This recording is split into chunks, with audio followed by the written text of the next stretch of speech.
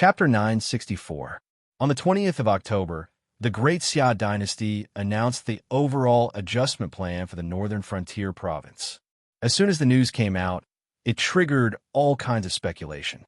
The Great Xia dynasty established a province and formed an army. Its intention to take root in the north was already clear.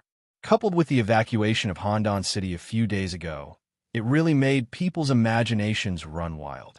Could it be that the Great Xia dynasty has already started to attack the Yin-Huang Alliance's base? Just thinking about it made the players extremely excited. Some people even boldly speculated the China region may really give birth to a huge empire that unifies the world. Whether the Great Xia dynasty could successfully emulate the Great Qin dynasty and wipe out the 6 countries and unify the world, no one could say for sure. However, one thing was certain, and that was the strength of the Great Xia dynasty. For a time, more and more players applied to settle in the Great Xia dynasty, especially the players from the 3 capital cities of Dali, Quanzhou, and Chengdu. The population of the Great Xia dynasty ushered in a new round of explosive growth. Preliminary estimates showed that there would be 3 to 4 million adventurer players settled in the Great Xia dynasty. The Great Xia dynasty, which had just conquered the 3 major provinces, needed another batch of adventurer players. On the 22nd of October, following the surrender of Rosy Cloud City and the withdrawal of Danyang City, the southern Hunan province was pacified. The Leopard Army led by Han Xian and Li Mu's army met victoriously in Changsha County. The 2 godly generals had a confrontation at Guiping Pass. Naturally, they had mixed feelings when they met again, especially for Li Mu. He was looking forward to displaying his talents in the Great Xia dynasty, but he was also worried about whether the Great Xia army would accept him. Not to mention other things, the barbarian soldiers were probably estranged from Li Mu. During the first battle at Guiping Pass, the barbarians suffered heavy casualties and sacrificed themselves heroically. This scar was not so easy to erase.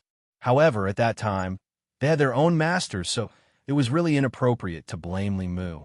As the commander of the Leopard Army, Han Xian's breadth of mind and vision were naturally different from ordinary barbarian soldiers. He knew that the king valued Li Mu very much, so he naturally took the initiative to help Li Mu eliminate the estrangement and gradually integrate into the Great Xia army. The atmosphere was quite harmonious during the first meeting between the 2 godly generals. On the 25th of October, the northern Sichuan province was pacified. Ma Chao Legion and Zhang Shutuo Legion were divided into 2 groups. Under the guidance of the Shimen clan, and with the support of the other feudal lords of Great Xia, they besieged cities and seized strongholds. With a leading party, wherever the army passed, the territories would surrender at the mere sight of them. They were practically invincible, especially after the Rosy Cloud City surrendered and the Pill Sun City retreated. The northern Sichuan province lords who were still stubbornly resisting were truly in despair. They knew that the Yin-Huang Alliance could no longer participate in the war in the northern Sichuan province. As a result, more and more people surrendered. In less than half a month, the entire northern Sichuan province was brought under the rule of the Great Xia dynasty. Because the war was too smooth and there were very few intense battles, the Great Xia army did not have the time to carry out a military purge of the North Sichuan province. There were many people who went against their will in the camp that surrendered, and this left a huge hidden danger for the future governance. Whether it was a blessing or a curse, it was really difficult to immediately come to a conclusion. On the same day, the Luo Shixin army, Chaogui army, and 60,000 Chang tribe soldiers hurried through the forested Chang commandery. They suddenly appeared on the western side of Hanzhong commandery, catching the enemy off guard. Situated at the west of Hanzhong County was Hanyuan City. On the afternoon of the same day, Hanyuan City, one of the 3 major territories of Hanzhong County, was declared to have fallen. On the 27th of October, the central territory of Hanzhong County, Min City, also fell. After receiving the news, the lord of the eastern part of Hanzhong County, Qing Xiaofeng, no longer fearlessly resisted and decisively chose to surrender. At this time, Even if Qing Qing Shao Feng applied to the Shu Han dynasty for protection, the Shu Han imperial guards would not be able to rush over as reinforcements. This was because it would take 2 to 3 days just to travel from Chengdu to Hanzhong County. As a result, in just 3 days, the entire Hanzhong County fell. Throughout the course of the war, Luoyang City, which was adjacent to Badong County and Hanzhong County, did not show the slightest bit of covetous intentions. This was because the Great Xia that had conquered 3 major provinces was so powerful that it made people's hearts turn cold. Pialing Huan did not dare to have any thoughts at this time. He was afraid that the Great Xia would use this as an excuse to directly attack Luoyang City. If that was really the case, then the gains would not make up for the losses. After successive defeats, the entire Yin-Huang alliance was filled with a sense of desolation. With the capture of Hanzhong County, the entire Southwest War also officially came to an end. After receiving the news, Luofeng City and West Shu also lifted the border confrontation, and the troops returned to normal. The Lubu army that was ordered to rush to Wanshi City also returned to Shanghai City a few days ago. At this point, this epic war that had lasted for more than 2 months and affected the entire wilderness had finally come to an end. As soon as the war ended, all the major media outlets did a comprehensive inventory. Without a doubt, the final result was that the Yin-Huang alliance suffered a double loss. Not only did they not manage to save the swordsman city from destruction, they also lost 150,000 elite troops in vain. Handan City not only lost half of Zhongwu County, but also an evenly matched neighbor to the west. As the saying goes, how can I allow others to sleep beside my bed? However, with the Great Xia's arrangements in the northern borderline province, Handan City had no way to remove this chess piece. No matter how uncomfortable it was, they could only swallow this grievance. It was reported that on the day that the Great Xia announced the northern borderline province overall adjustment plan, Di Chun locked himself in his study alone for the whole day to reflect on his mistakes. The next morning, Di Chun gathered all the civil and military officials and announced a new round of military expansion plans. In order to make up for the population shortage caused by the recruitment, Di Chun had to recruit a large number of players to settle in Handan City. Danyang City's attack on Xiangnan Province had a strong start but weak finish. Not only did it not achieve any results, but it also showed the outside world how weak Danyang City was. The media called it a silver spear tip. It looked good, but was useless. Almost at the same time that Handan City announced the expansion, Danyang City, Hejimen City, Blood Red City, Luoyang City, and Azura City all announced the expansion. The members of the Yin-Huang alliance realized that if they did not take advantage of the time when the Great Xia digested their prey to complete a new round of military expansion, when the Great Xia came out to hunt again, it would be the time when the Great Xia alliance would be in trouble. For this reason, the 5 major clans had to use all their resources and connections to offer a lot of preferential conditions to recruit a large number of players to settle in their territories and make up for the population shortage. On this point, Wandering Huan, who was born as a commoner, was very embarrassed. Luoyang City not only had to face the direct threat of the Great Xia alliance, but also did not have the ability to recruit a large number of players. Even if they did, Wandering Huan and his team would not be able to control them. In the end, Wandering Huan could only forcibly recruit soldiers. At one point, the ratio of soldiers to soldiers in the territory was increased to 1:9. This also buried a huge hidden danger for the future development of Luoyang City. Di Chun and the others were very determined. In a situation where the territory area could not be expanded, they had to complete the military expansion without affecting the operation of the territory. They could only continue to strengthen the territory's population. In terms of territory, the wilderness was more than enough. Including the Great Xia dynasty, every territory and every city had a huge potential to be excavated. What the Yin-Huang alliance had to do was to excavate this potential even more crazily than the Great Xia dynasty. Since we can't win in terms of territory, then we have to work hard on the quality of development. Di Chun said. This was one of the sequelae of the war. An epic war would not really end with the two sides stopping fighting. The aftermath of the war was deeply affecting the structure of the China region. In this epic war, it was not only the Yin-Huang alliance that was unlucky. North Sichuan city-state and South Hunan city-state, which had an ambiguous relationship with the Yin-Huang alliance, at the same time became a fleeting cloud. The influential figures of the two city-states either surrendered to the Great Xia dynasty or ended up in a miserable state. The prosperous era of city-states came to an abrupt end. The south of Rosy Clouds, who had just joined the Yin-Huang alliance camp, then surrendered to the Great Xia dynasty. The south of Rosy Clouds was named by the media as the most unscrupulous lord and was ruthlessly nailed to the pillar of shame in history. The four lords of Dali County took the money of the Yin-Huang alliance, but failed to eliminate the disaster for the Yin-Huang alliance.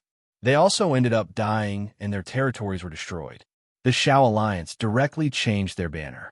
The biggest dark horse in the wilderness guild circle, the Shao family of the hidden aristocratic family, quietly retreated. They once again lived in seclusion and licked their wounds in the dark. The Shu Han dynasty wanted to intervene in the war in the wilderness, but in the end, they came with a free one-week trip. What was worse was that as the four counties of Shu were conquered by the Great Xia dynasty, Qingdu County was immediately surrounded by the Great Xia dynasty. The current Shu Han dynasty was like a bird in a cage. With the methods of the Great Xia dynasty and the grudges between the two, the players could already foresee that the Shu Han dynasty was not far from being destroyed. Both the players and the natives began to flee Qingdu in large numbers. The ambitious Shu emperor, Liu Bei, not only failed to unify Shu, but he was also trapped. The Dali imperial court was instigated by others to intervene in the war of the Great Xia dynasty. Immediately, they suffered the vicious retaliation of the Great Xia dynasty. The entire Dali County was razed to the ground and became a wasteland, almost cutting off the external foundation of the Dali imperial court. Naturally, there were those who were disappointed and those who were pleased. Needless to say, the Great Xia dynasty won a great victory. The rewards were so great that it made people salivate. Not only did it unify the Southwest, it also extended its tentacles into the central region. As such, the territory of the Great Xia dynasty was completely connected to the Yin-Huang alliance.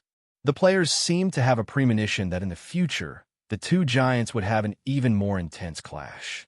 More than 80% of the players were optimistic about the Great Xia dynasty and lost confidence in the declining Yin-Huang alliance.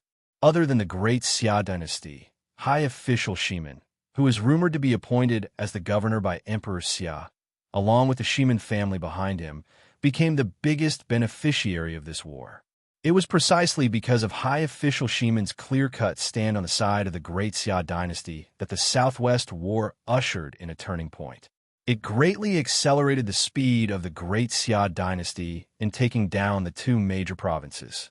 While the outside world was envious of the Shimin family, they also admired high official Shimin's decisiveness. Some people jokingly said that high official Shimin was a gambler. He made the right gamble at the right time and won a crucial victory for his family. Chapter 965, 30th of October, Shanghai City. With the end of the war, the number of casualties and prisoners of war were accurately calculated and reported to the Privy Council. After the Privy Council gathered the information, it was reported to Ouyang Shaw. The final statistics showed that there were still 680,000 soldiers waiting to be reorganized after making up for the casualties, dismissing the injured soldiers, and forming the 3 Provincial Guard divisions. 680,000 soldiers were reorganized in a 9 full corps, and there were still 50,000 soldiers left.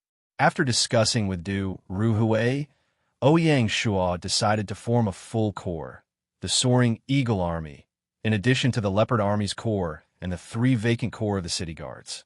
Ouyang Shaw did not use the remaining 50,000 soldiers to form a new corps, nor did he dismiss them on the spot. Instead, he sent them to fallen Phoenix City. The news of the expansion of the Yin-Huang Alliance's territories had already reached Ouyang Shaw's ears. Fallen Phoenix City was being attacked by Handan City and Azura City from both sides, so they had no choice but to expand their army. Fortunately, the Feng family was comparable to Di Chen's family.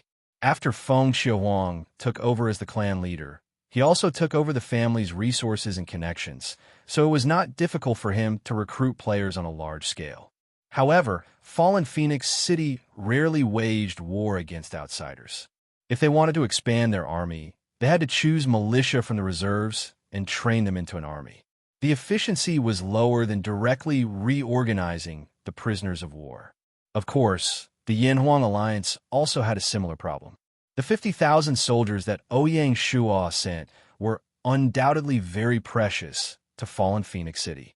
It could allow Fallen Phoenix City to easily reorganize a corps, and it could be considered as repaying Feng Qiuhuang for helping Great Xia. After all, Fallen Phoenix City contributed in this war, but they did not gain anything. Even if they were allies, Ouyang Shuo and Feng Qiuhuang had a deep friendship, so he would not take advantage of Fallen Phoenix City. If he really did that, he would be destroying himself. Other than the prisoners of war, the biggest gain from this war was a group of civil and military officials. Needless to say, sage strategist Zhang Liang and divine General Li Mu were the biggest gains from this war. Other than that, Wei Yin under Feng Qingyang, Wang Li under South of Rosy Clouds, and Li Guang under I Am Big Bad Wolf had also gained a lot. In addition to these famous people, there were also 8 historical generals and 10 historical officials. Although they were not well known and were considered the weakest among the king-class talents, they could be considered to have solved the urgent problem of Great Xia. There was no problem for the 8 generals to serve as division commanders, and the best of the 10 civil officials could serve as prefectural governors. The next best could serve as prefectural magistrates, or they could serve in the governor-general's yamen. In the next few days, Ouyang Shuo met with the cabinet, the Privy Council, and the Grand Council to discuss the relevant personnel arrangements. The first thing to be announced was the arrangement of the military generals. The reorganization of 9 full-strength field legions at once was a huge burden on the dynasty's finances. It had almost depleted all of the imperial court's funds. Even if they didn't complete the digestion of the 3 provinces, Great Xia wouldn't be able to sustain the upcoming war. This truce was not only an objective request, but also a last resort. After 2 months of war, the manpower, material, and financial resources used would amount to 3 million gold coins. Money was what war was all about, and it was not just empty words. This was only the cost of the war. After the war, routine expenses such as updating the equipment of the new legions, building camps, configuring logistics bases, and distributing pensions to the fallen soldiers would amount to as much as 5 million gold coins. Great Xia's military system was already very complete. Logically speaking, updating the equipment of the legions shouldn't be a difficult task. The difficult part was that updating the equipment on such a large scale required a huge amount of iron ore. At this rate, the iron ore within the borders of Great Xia wouldn't be able to last for another 3 years. After this round of reorganization of the army was completed, Great Xia would have 6 full-strength field legions, 3 independent corps, 6 full-strength fleets, 1 royal fleet, and 14 local garrison divisions. After careful calculation, the total military strength would reach 33 million. It seemed very terrifying, but in order to guard a vast empire like Great Xia, with its long and continuous borders, these troops were necessary. In order to maintain such a huge army, the monthly expenditure of the entire army was as high as 5 million gold coins. If the daily expenses, such as rations and equipment, were included, it would probably exceed 3 million gold coins. If not for the fact that the Great Xia dynasty had a large empire, developed trade, and abundant tax revenue, it would not have been able to support such a powerful army. That was why there was such a saying, without financial support, any dream of a strong army is just a castle in the air. On November 2nd, Great Xia announced the appointment and dismissal of a series of generals. As expected, Divine General Li Mu was appointed as the commander of the newly formed Soaring Eagle Army and was given the rank of general. At the same time, Li Mu also became a member of the Grand Council, as usual, and entered the core of the Great Xia dynasty. It could be said that he had a meteoric rise. Name, Li Mu, God level. Title, one of the top 10 ancient generals of China dynasty. Warring states, Zhao. Identity, commander of the soaring eagle army. Profession, special general. Loyalty, 78 points. Commander, 97 martial power, 80 intelligence, 85 politics, 40 skills. Good general, increases troop morale by 30, increases troop movement speed by 35, increases troop lethality by 30, increases troop endurance by 30. Martial arts. Omitted equipment. Omitted comment. Li Mu is a good general, guarding the border for Zhao. When a market was rented, the customers were insatiable. The fire of the beacon was solemn. Riding and archery were practiced. Border trouble was approaching. The first priority was to protect. Do not fight recklessly. If you fight, you will be killed. If you are afraid, you will easily burn. If you can't fight, you will lose 1,000. If you ask Mu to come out, the law will be the same as before. The soldiers are willing to fight. Then martial law will be enforced. Take them by surprise, lure them to add troops. Break them in one battle, lose their courage and heart. They did not dare to violate the border for more than 10 years. Such achievements are worthy of Ling Yan. If you don't obey orders, you will be beheaded. Alas, it is hard for a general to say. At the end of the Warring States period, Li Mu was the only good general that Zhao relied on to support the crisis. He attacked the Xiongnu in the north, stopped the strong Qin in the south, turned the tide, and destroyed the enemy. It was said that when Li Mu died, Zhao would perish. Li Mu's life could be roughly divided into 2 stages. First, he fought against the Xiongnu at the northern border of Zhao. Then he mainly fought against the Qin. Because of the Battle of In, he was given the title of Lord of Martial Peace. The Battle of Zhao defeating the Xiongnu and the Battle of Fei were 2 of Li Mu's classic battles. The former was a classic example of a large infantry regiment annihilating a large cavalry regiment in the history of China's wars, while the latter was a classic example of encirclement and annihilation. In 229 BC, King Qian of Zhao fell into Qin's plot to sow discord. He listened to slander and seized Li Mu's military power. Not long after, he killed Li Mu. Li Mu's innocent death caused the state of Zhao to destroy itself, causing the later generations to lament and lament. Taking charge of the Soaring Eagle Army this time could be considered as giving Li Mu a broad platform to realize his ambitions. Aside from Li Mu, the commander of the Soaring Eagle Army, the 5 commanders of the Soaring Eagle Army also made their appearance. The deputy commander of the 2nd Imperial Guard Legion, Chao Chun, was promoted to the commander of the Soaring Eagle Army's 1st Legion. Xiahou Yuan, the vice commander of the Dragon Stallion Army's 4th Legion, was promoted to commander of the Soaring Eagle Army's 2nd Legion. The old general, Li Guang, was appointed as the commander of the 3rd Legion of Soaring Eagle Army. Name, Li Guang, King level, dynasty, Western Han identity, commander of the 3rd Legion of the Soaring Eagle Army. Profession, advanced general. Loyalty, 70 points. Commander, 68 martial strength, 78 intelligence, 50 politics, 55 specialty. Flying general, increases troops attack power by 10, increases marching speed by 25. Cultivation method, omitted equipment, slave breaking bow. Evaluation, 70 battles against the Xiongnu. Every battle was inappropriately fought. Once he lost his way, his anger destroyed his liver and intestines. The ruler's thoughts were strange. The general's orders could not be suppressed. The white-haired shame of being imprisoned, the general wept. In the Battle of Mo Bay, a lucky lord called I Am the Big Bad Wolf completed Li Guang's side mission and subdued the old General Li Guang. This lord's territory was in the North Sichuan province, and this time, it also joined the Xia kingdom. Sima Guang once said in the Ziji Tong Jian, Li Guang governed the masses but did not use them properly. They were all vicious. Li Guang's general made everyone do as they pleased with Guang's talent. It was fine, but it could not be used as a law. Coincidentally, the Ming Dynasty scholar Huang Chunyao once had a similar evaluation of Li Guang. Li Guang did not have the talent to be a general, he did not have subordinates, and everyone did as they pleased. This was good for the advantage, but when faced with a great enemy, it would be overturned. Taishigong was proud of Guang. He used 100 cavalry to resist the Xiongnu's thousands of cavalry, shooting them down, removing the saddle and lying down. This was a solid general's tool. If a man was a dignified and stable formation, advancing like the wind and rain, retreating like a mountain, how could Guang be good enough? When the king of Huainan rebelled, he was only afraid of Wei Qing and Jian, but did not know about Guang.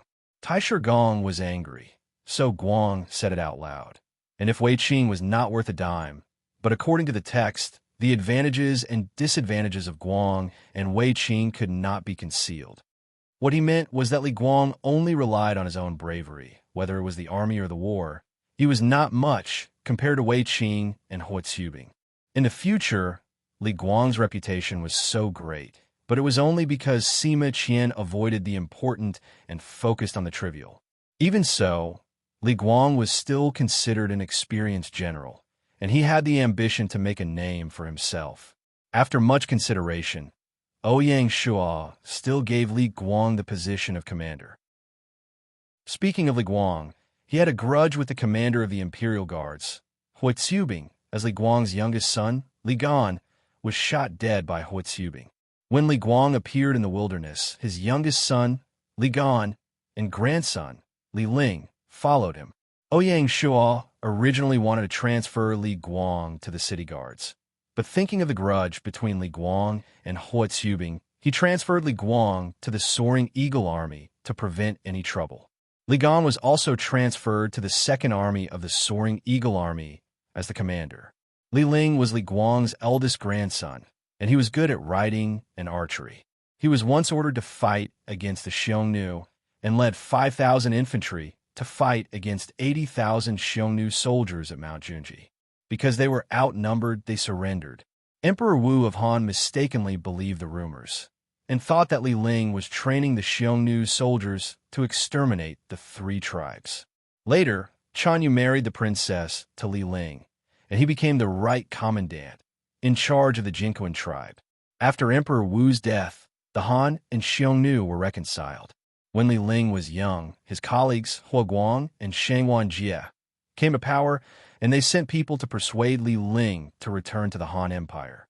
Li Ling, afraid of being humiliated again, refused to return and died of old age in the Xiongnu. When Li Guang appeared in the wilderness, this controversial figure in history was only a 12-year-old boy. Ouyang Shua sent him to the army's martial arts lecture hall to learn the ways of Li Guang. Chapter 966. Surrendered General Wang, Li will be the commander of the 4th Legion of the Soaring Eagle Army. Name: Wang Li, Regent Level, Dynasty, Qin Dynasty, Identity. Commander of the 4th Legion of the Soaring Eagle Army, Occupation, Advanced General Loyalty, 75 Commander, 70 Martial Power, 72 Intelligence, 55 Politics, 55 Specialty. Courageous, increases troops' attack power by 20, increases marching speed by 15. Technique: Omitted equipment. Qin Jian, Evaluation.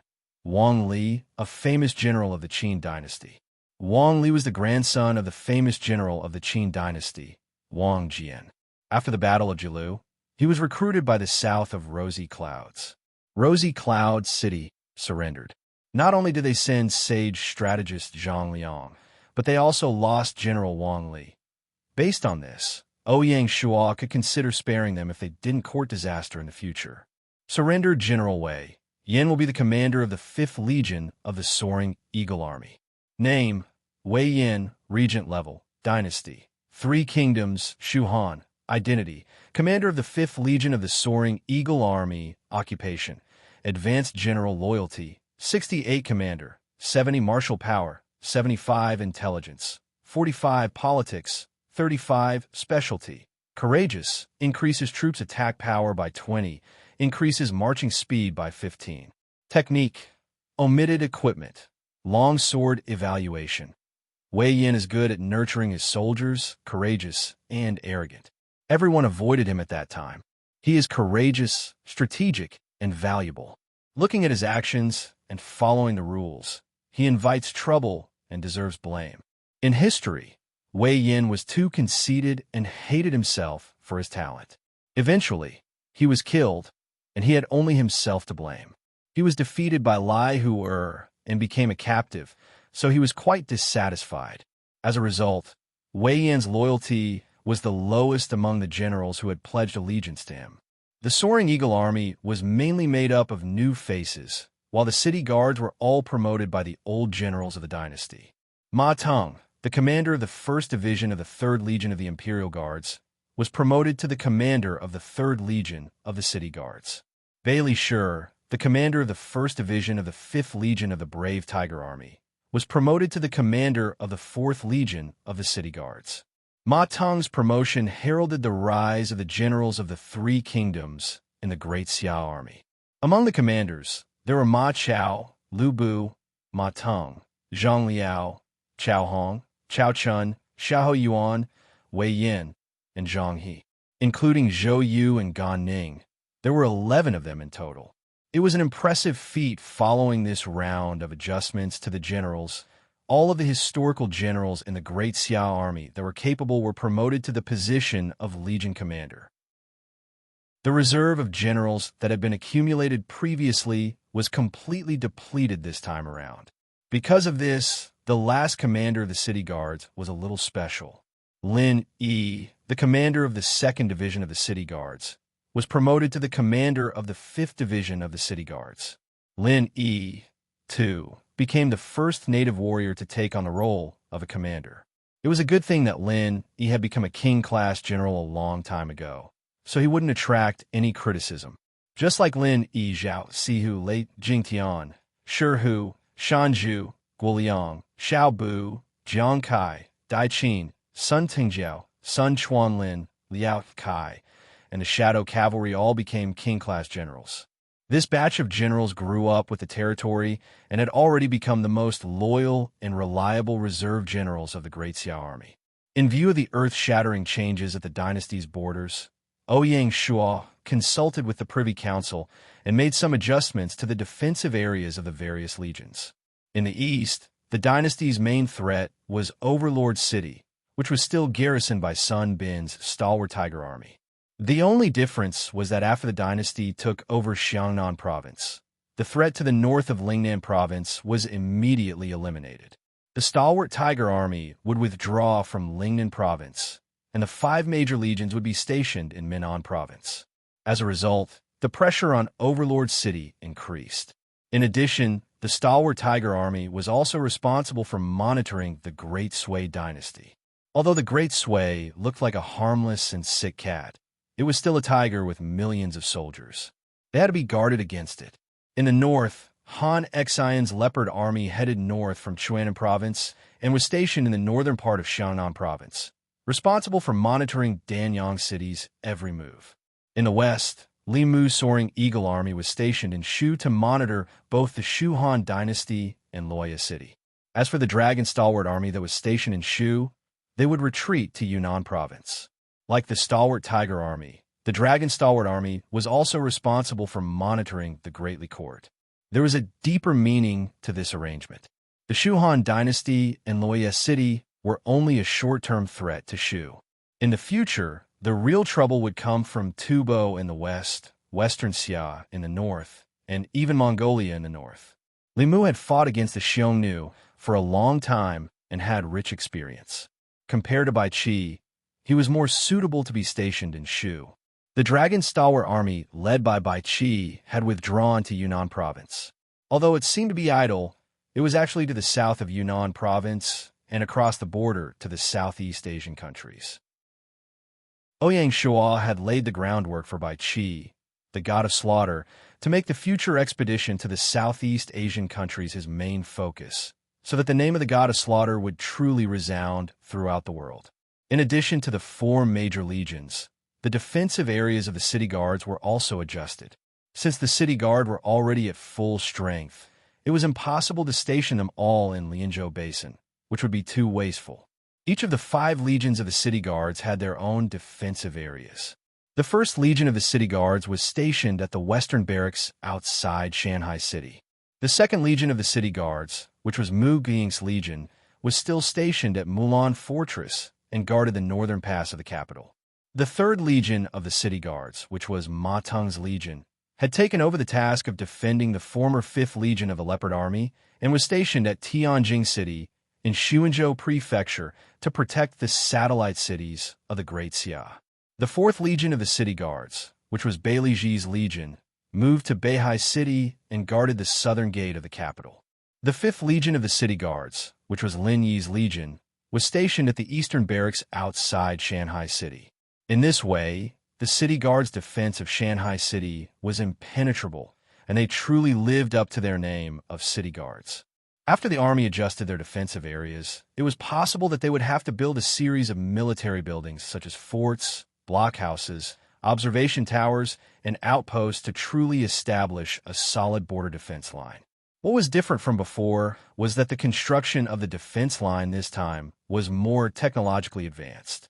Other than the routine fortifications, they would also have to build a large number of cannons, with P1 cannons as the main defensive weapon. Because of the high cost of building this type of defense line and the fact that it was mainly for defense, it was mainly planned on the narrow border between Beijiang Province and Handan City. As for the northern, eastern, and western borders, the Great Xia already had the initiative in the war, so there was no need for them to build a useless Maginot defense line with such great fanfare. The exception was that according to Ouyang Shua's plan, the combat division would build a special military defense line in Shu, which was aimed at the Shu Han dynasty that was already like fire and water with the Great Xia. The Shu Han dynasty was currently in a state of isolation, but Ouyang Shua wanted to solidify this isolation. He planned to build many blockhouses and cannons on the mountainsides around Chengdu Prefecture, completely sealing off Chengdu Prefecture so that the Shu Han Imperial Guards would not be able to leave the basin where Chengdu Prefecture was located. Although this plan would take a long time and cost a lot of money, Ouyang Shua still felt that it was worth it. In order to take down a capital with 1 million soldiers, a forceful attack was undoubtedly the worst plan, and the gains would not make up for the losses. Only by trapping them and forcing them to surrender was the best plan. The entire Chengdu Prefecture was a large basin, and its natural geographical features ensured the smooth implementation of the trapping dragon plan. Xuanzhou and Dali were both located in relatively open areas, so it was inconvenient to implement a similar plan. Even so, Ouyang Shua had already ordered the combat division to cooperate with the Dragon Stallion Army and Stallion Army to build some hidden defensive and warning structures around Xuanzhou Prefecture and Dali Prefecture. It was not to block the Shu Han dynasty's army, but to serve as a warning. Appointing generals, adjusting the defensive areas, and planning the defense lines were all the focus of this round of military reorganization. In addition, Ouyang Shua also used this opportunity to remodel the entire army. The focus of this remodel was on firearms. After a few major battles, the role of firearms on the battlefield had become increasingly prominent, and they had become the stars of the battlefield. Moreover, the industrialization of the Shu Han dynasty was on the right track, and the production of firearms was becoming more and more mature. With these objective conditions in mind, Ouyang Shu ordered the Bureau of Military Affairs to gradually equip each field corps with a firearm brigade and a specialized artillery unit. At the same time, the Soaring Dragon Army, Stallion Army, Leopard Army, and Soaring Eagle Army were to each be equipped with an aerial squadron to serve as an early warning, reconnaissance, and tactical bombardment unit. Ouyang Shua had 2 reasons for doing this. First, he wanted to eliminate the illiteracy of the Great Xia's generals and popularize the use of firearms. He wanted the generals, or at least the commanders, to deeply understand the subversive changes that firearms would bring to the army. In fact, Ouyang Shua had already had a detailed discussion with Sun Wu, the principal of the military force lecture hall, and had even spent a large sum of money to hire real-life military experts to teach the military force lecture hall how to use firearms. This was so that the generals of the Shu Han dynasty could keep up with the times and focus on the future. In the future, whether in the game or on Planet Hope, cold weapons would no longer be the mainstream. The true masters of war would definitely be firearms or even the more advanced energy weapons. Although the current firearms were far from being able to replace cold weapons, Ouyang Shua had to prepare for a rainy day. Of course, the era of firearms didn't mean that the individual bravery of a general would be useless. For example, when they arrived on Planet Hope in the future, the combination of a general and a mecha would probably produce extraordinary sparks. No matter when, an individual's martial strength would never be completely replaced by weapons and equipment. Secondly, it was to give the Great Xia Army a chance to train their soldiers. Apart from studying at the Military Force Lecture Hall, the generals would also need to have actual combat experience on how to command a firearms unit. Experience often required time to accumulate. Currently, Great Xia was equipped with a firearm brigade and an artillery unit at the corps level. This was to give the corps commanders a chance to train their soldiers and let them put what they had learned into practice. When the time was right, this arrangement would be further lowered to the level of a division or even a brigade battalion. Chapter 9:67. Feng Qinghua left and returned to Shu as an advisor to the governor of Shu. Pang Tong naturally stayed in Shanghai City. Together with Jia Su and Chen Gong, he would assist the chief scholar Zhang Liang in formulating a 5-year strategic plan for the Great Xia dynasty. This was a major task that Ouyang Shua handed to the cabinet of advisors after meeting Zhang Liang. Based on the time, it would be 5 years since Gaia returned from Ouyang Shua's second voyage. Ouyang Shua needed the opinion of the cabinet of advisors on how the Great Xia dynasty would continue to ride the waves in the new year. Ouyang Shua looked forward to Zhang Liang's plan that would surprise him. After sending Feng Qinghua off, Ouyang Shua tore open the Emperor-rank summoning talisman that Gaia had rewarded him with. A white beam of light flashed as a white-bearded elder with a ruddy face and long braided hair appeared in the imperial study. "Greetings, Your Majesty." The old man bowed. System notification. Congratulations to player, you have nothing to wear for successfully recruiting the Emperor-level historical figure, Li Hongzhang. Ouyang Shua was stunned. He did not expect to recruit such a special talent. Name, Li Hongzhang, Emperor-level, Dynasty, Qing Dynasty identity, Great Xia civil official, occupation, civil official loyalty, 80 commander, 85 martial power, 50 intelligence, 75 politics, 88 specialties, literary and martial, increases the dynasty's industrial efficiency by 15, increases the dynasty's administrative efficiency by 25, increases the dynasty's navy's combat power by 20. Works. Entering the capital evaluation. A famous official of the late Qing dynasty. The founder of the Huai Army and the Beiyang Navy, one of the main leaders of the Westernization movement. Together with Zheng Weifan, Zhang Jidong, and Zhu Zongtong, they were known as the 4 great officials of the resurgence of China. The evaluation of Li Hongzhang was mixed. The Prime Minister of Japan, Ito Hirobumi, regarded him as the only person in the great Qing dynasty who had the ability to compete with the world's great powers. The West even called Li Hongzhang, Bismarck, and Grant the 3 great men of the 19th century. But in modern China, Li Hongzhang, who was an extremely high official, was a traitor who was known to everyone. Almost all of the major unequal treaties in modern China's history were signed by Li Hongzhang. At that time, many people wanted to send Li Hongzhang to the 18th level of hell so that he would never be able to reincarnate. But such a crime was too heavy for Li Hongzhang. Empress Dowager Cixi regarded him as the man who recreated heaven and earth, while Li Hongzhang claimed to be the laminator of the thatched cottage of the Qing dynasty. When the wind blew, no matter how skilled the paper hanger was, he could not save the thatched cottage from collapsing. Observing Li Hongzhang's character, he might be able to glean a thing or two through a short story. It was rumored that during the 10,000 Kingdom Games, the flags of the various countries would be raised along with the national anthem. However, when it was China's turn, only the yellow dragon flag would be raised amidst the silence. The dignified Qing Empire didn't even have a national anthem. The audience burst into mockery. At this moment, an old man in his 70s, Li Hongzhang, stood up. Although his steps were not very steady, he walked resolutely to the yellow dragon flag.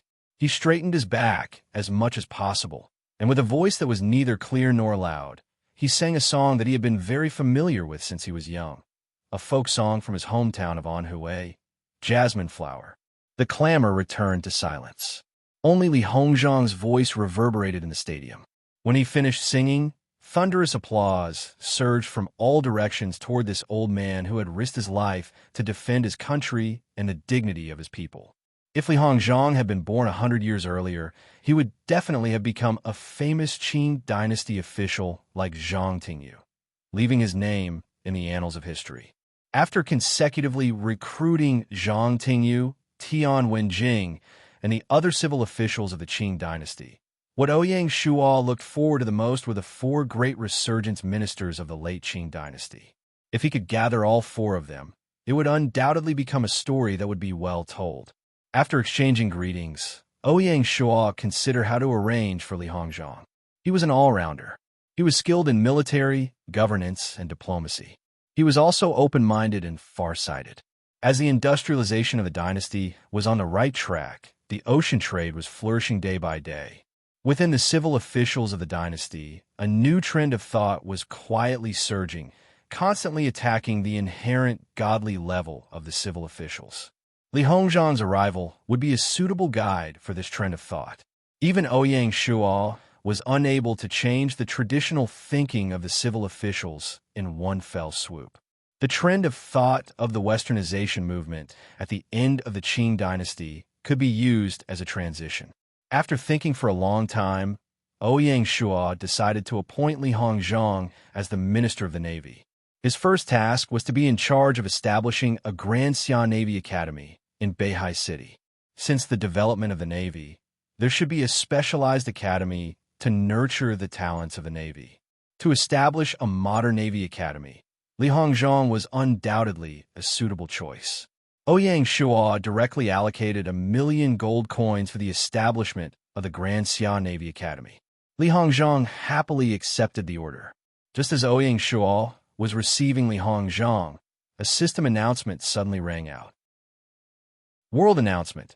Congratulations to the player Jack Dawson of the United States for successfully establishing the Dawson dynasty and becoming the second lord in the world to ascend to the throne. Special reward: 120,000 achievement points, 250,000 reputation points, a hidden structure, Statue of Liberty, and a special reward. When the announcement came out, the entire world was shocked. After the Grand Xia dynasty, the second dynasty was finally born in the world. The establishment of the Dawson dynasty, without a doubt, signaled the beginning of the global struggle. In the following period of time, most likely, more dynasties would be born. One after another, the hegemons of the world were about to reveal their brilliance. Even Ouyang Shuo felt a hint of urgency. The Grand Xia dynasty's global expansion had to be accelerated. Russia region, St. Petersburg.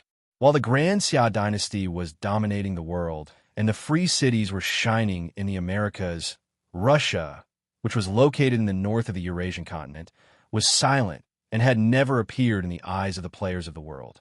As the country with the largest territory in the world, Russia spanned across Europe and Asia, bordering the Arctic Ocean to the north, the Pacific Ocean to the east, the Atlantic Ocean to the west, and the Baltic Sea and the Gulf of Finland to the northwest. In fact, earth-shattering changes were taking place in this silent country every day. A lord named Pushkin, like the blazing sun, rose from the plains of Eastern Europe, sweeping across the world and constantly expanding the territory of St. Petersburg. Today, the entire plains of Eastern Europe belong to St. Petersburg. This was truly an incredible achievement. Russia's population distribution was extremely uneven.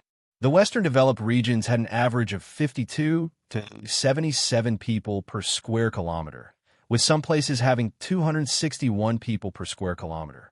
The northeastern tundra belt had less than 1 person per square kilometer. Taking over the plains of Eastern Europe was equivalent to taking over 90% of Russia. St. Petersburg was already very close to the establishment of a new dynasty. Pushkin had endured hardships in order to become the world's first dynasty, to step onto the world stage and shine. Unfortunately, the China region had produced a freak like Ouyang Shuo. It was one thing for the Grand Xia dynasty to suddenly rise up. After all, they had one too many first places. Pushkin could still accept losing to the Grand Xia. Who would have thought that after Pushkin had been promoted to Duke and St. Petersburg had been promoted to the capital city, the Dawson dynasty would suddenly be established? This caused Pushkin to feel extremely depressed. Third place. No matter what, I can't miss it. Pushkin secretly made up his mind. England region, our castle. In reality, William and Jack Dawson were good friends. In the game, our castle was the first European territory to engage in ocean trade with the Liberty City. The two had a close relationship. When Jack held his ascension ceremony, William was one of the guests. It wasn't that the two didn't have any differences. For example, their attitudes toward the Grand Xia dynasty were very different. William had interacted with Ouyang Shuo before, and they followed the principle of business. In terms of overall strategy, our castle followed the unified arrangements of the Silver Hand. But this didn't hinder the ocean trade between our castle and the Grand Xia dynasty. Jack was different. He was a firm believer in organization. He would rather do business with the weaker Yan Huang alliance than deal with the Grand Xia dynasty. Ouyang Shuo was viewed as Jack's only opponent. Since they were opponents, their ultimate goal was to defeat him. As soon as the Dawson dynasty was established, they had already conquered more than 80% of the American region. In terms of territory, the Dawson dynasty wasn't inferior to the Grand Xia dynasty. Jack was extremely ambitious. He had long since set his sights beyond the American region to the Canadian region in the north and the Mexican region in the south. In Jack's words, first set a small goal, such as unifying South America. Of course, this was just Jack bragging. Not to mention the other regions. Just the Canadian region alone was larger than the entire American region. It was the second largest country in the world, second only to Russia. Fortunately, Canada was sparsely populated. Its population density wasn't even half of Russia's, and the total number of players was only 3 million. Compared to the China region, the number of players in China was less than 1/30th of the number of players in China. Therefore, even though Jack was bragging, it wasn't impossible for him to succeed. Population in the game was also a type of dividend. Not only did it determine the number of soldiers in a city, it also determined the number of NPCs in a country.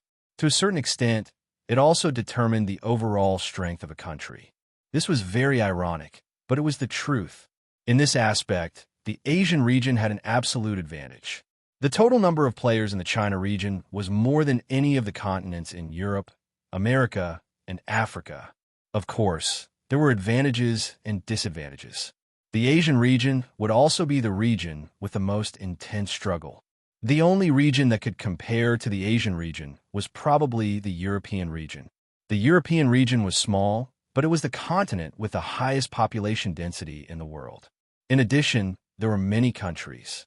Wanting to unify Europe was basically wishful thinking. On the contrary, because of the small population, it was easier for the American region to determine a regional overlord. Therefore, Jack's ambition to unify Northern America was not just wishful thinking. Although the African region had similar conditions to the American region, it was destined to be unable to become a global protagonist. In this aspect, William was very envious of Jack. The current Castle Avic had not even unified the English region, much less Europe. After much effort, William was only able to unify the English region. There was still a long way to go before he could establish a country. Chapter 969. The establishment of the Dawson dynasty had stirred up a storm. Ouyang Shuo immediately made up his mind and set the departure time for the second ocean voyage, November 6th. After reading the memorials for a day, Ouyang Shuo returned to the harem at night and accompanied his wife, Song Jia, for dinner. 2.5 months had passed, and Song Jia's belly was slightly bulging, indicating that 2 new lives were in the pipeline. Song Jia's pregnancy had slowly changed Ouyang Shua's attitude. Another heavy title had been added to his list of roles, father. Perhaps at this moment, Ouyang Shua had truly grown up. How's the company recently? Ouyang Shua asked while carefully arranging the dishes for his wife. Song Jia was a restless person. She couldn't practice martial arts after her pregnancy, so she put most of her energy into the management of the Shanghai Entertainment Holding Corporation. Seeing her husband being so considerate, Song Jia's heart was filled with sweetness. She smiled and said, "The company is preparing to shoot Hua Mulan. Zhao Jiwen's training has also been completed. She will hold her first concert in the capital next month." Song Jia really knew how to make use of her resources. Hua Mulan had just established the palace guards, and she had already been targeted and devoted to the movie industry. Isn't this a bit of a waste of time? This thought just flashed past Ouyang Shua's mind. As for Wang Zhaojuan's concert, it was not a big deal. Zhaojun was introduced to the company by Ouyang Shua. Song Jia then revealed, Diao Chan has agreed to be the lead dancer for Zhaojuan's concert. Cough. Ouyang Shua choked. Wang Zhaojun and Diao Chan? I don't think anyone can resist such a godly combination. Awesome. Ouyang Shua gave a thumbs up. Song Jia smiled proudly. Oh, there's one more thing I need to tell you. What is it? Although the Qingyang sword sect in Shu has withdrawn to Chengdu, their headquarters is still there. Lin Yu wants to see if the imperial court can transfer the headquarters to the Eastern Fen sword sect so that they can build a branch in Shu. Ouyang Shua was startled. Lin Yu is quite ambitious. There were many outstanding people in Shu. Both the martial arts culture and the Xinxia culture were quite prosperous. Lin Yu wanted to take advantage of the imperial court to enter Shu's Jianghu. As long as it's done according to the rules, there will be no problem. I will talk to Tian Wenjing. Since the Eastern Fen sword faction intended to expand its forces, Ouyang Shua naturally would not stop it. Ouyang Shua thought of something when he saw this. Sister-in-law, you have to properly supervise Bing Er's homework while I'm gone. This little girl is getting more and more naughty. Where does she go at night? At the dining table, Ouyang Shua did not see Binger's figure. Song Jimian grinned. Don't worry, Binger is very sensible. Tonight, Bai Shui invited me to the Wei Mansion as a guest. Ouyang Shua nodded. He had never thought that Bai Shui would actually get along well with Bing Er. The night wind blew. It was a quiet night.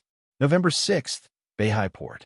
The bustling Beihai city seemed extremely solemn, and all the civil and military officials of the court came to see them off.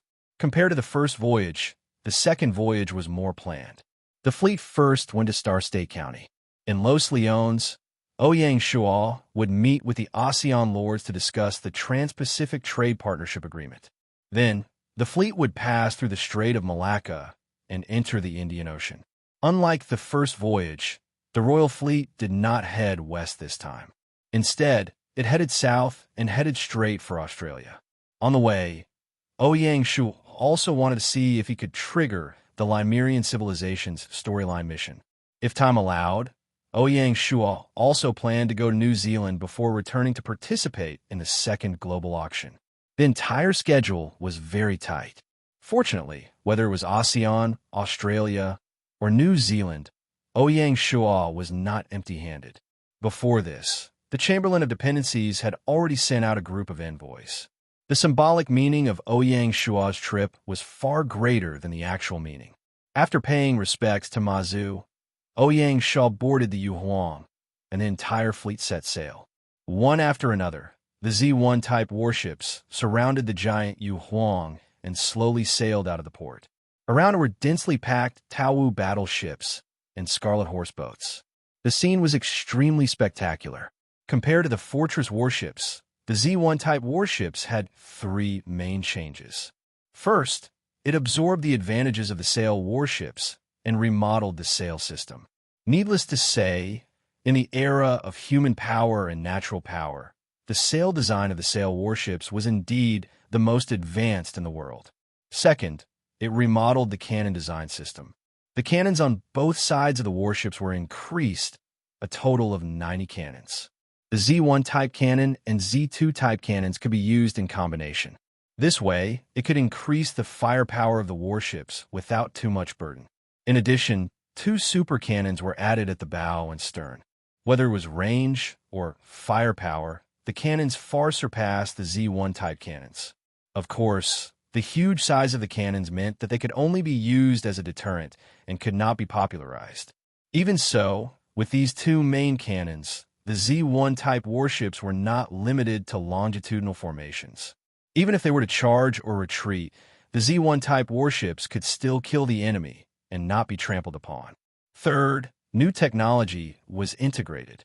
Whether it was the collision angle, racket lever, or watertight compartment technology, a series of new warship modification technologies led by the ship expert Old Sun were integrated into the Z1 type warships. It could be said that the Z1 type warships had a qualitative breakthrough compared to the Fortress warships in terms of shape, speed, tonnage, and firepower. It was more advanced than any ancient wooden warship in China. Old Sun asserted that even the British sailing battleships could not compare to it. The success of the Z1 type warships could be seen as a microcosm of the rapid development of Great Xia's shipbuilding industry. If the Z1 type warships were the most advanced warships on the seas, then the Emperor Yu would be the giant of the seas. Compared to the Z1 type warships, the Emperor Yu was one size larger. The number of cannons had also increased to 120, and the tonnage had reached 3,600 tons, surpassing that of a first-class sailing battleship. The top deck of the Emperor Yu was even specially designed with a parking apron for aircraft to take off and land. Most importantly, the Emperor Yu was the first to use a steam engine as an auxiliary power source. This opened the prelude to the shipbuilding industry, using a steam engine as a mechanical power source to replace human and natural power. The Z2 type warships that were currently being developed would use a steam engine. This would be another technological innovation. North Bay, Paracel Islands, Zhongsha Islands, South China Sea along the way, Ouyang Shua was filled with emotions. These overseas islands were no longer deserted islands. They had long been included in the development list of Cheongzhou County. Almost every island had signs of China player activity. From time to time, a fleet of fishing boats could be seen on the sea. With the development of the shipbuilding industry, the dynasty fishery had gradually developed from offshore fishing to long-distance fishing. Seafood was no longer a fresh ingredient on the dining tables of the dignitaries in Shanghai City. When passing through the North Bay, there was not a single Annan ship on the sea, be it fishing boats, merchant ships, or warships. Although the Annan Navy had been rebuilt, they did not dare to go out to sea under the deterrence of the Cliff Mountain Fleet. On November 9th, the Royal Fleet passed through the Spratly Islands. Ouyang Shua clearly remembered that it was at the Spratly Islands that the ocean-going fleet was attacked by a storm and an octopus monster at the same time. Ouyang Shua inadvertently arrived at the nameless island and discovered the dragon vein. The keel of the Emperor Yu was made from the skeleton of the black dragon on the island. Just as the fleet was about to pass through the Spratly Islands, a dragon roar came from the sky. Roar, what's that sound? Alert, cannons in position. The royal fleet was not panicking, which made Ouyang Shua quite satisfied. Looking up, he saw a 1,000-meter-long golden dragon breaking through the clouds and suddenly appearing in midair. Golden scales, a dragon body as thick as a millstone, and dragon claws that gleamed coldly. Dragon, it's a divine dragon. The dragon of destiny had manifested several miracles, and the people of Great Xia were no strangers to this mysterious species. The first reaction of the soldiers was that it was another divine dragon. The strange thing was that they had seen a purple dragon before, but the one in front of them was a golden dragon. Needless to say, this golden dragon was very similar to the national flag of Great Xia. The golden dragon scratched its head with its claws, and a trace of doubt flashed in its eyes. Shouldn't these humans turn pale with fright when they see me? Why do they look so calm? The moment he saw the golden dragon, Ouyang Shua recalled the legend of the Dragon Island that Qilin told him when he was on the Nameless Island. Thinking of this, Ouyang Shua controlled his aura and asked, "Your Excellency, are you from the Dragon Island?" The golden dragon was even more surprised and subconsciously asked, "How do you know?" As soon as the words came out of its mouth, it regretted it. Ouyang Shuo smiled faintly. "I was fortunate to hear a Qilin senior mention it." The golden dragon declined comment. Remembering the purpose of this trip, it said fiercely, "Human, tell me, why do I smell the aura of my people here? If you can't give me a satisfactory answer, don't blame me for being ruthless." Ouyang Shuo suddenly understood.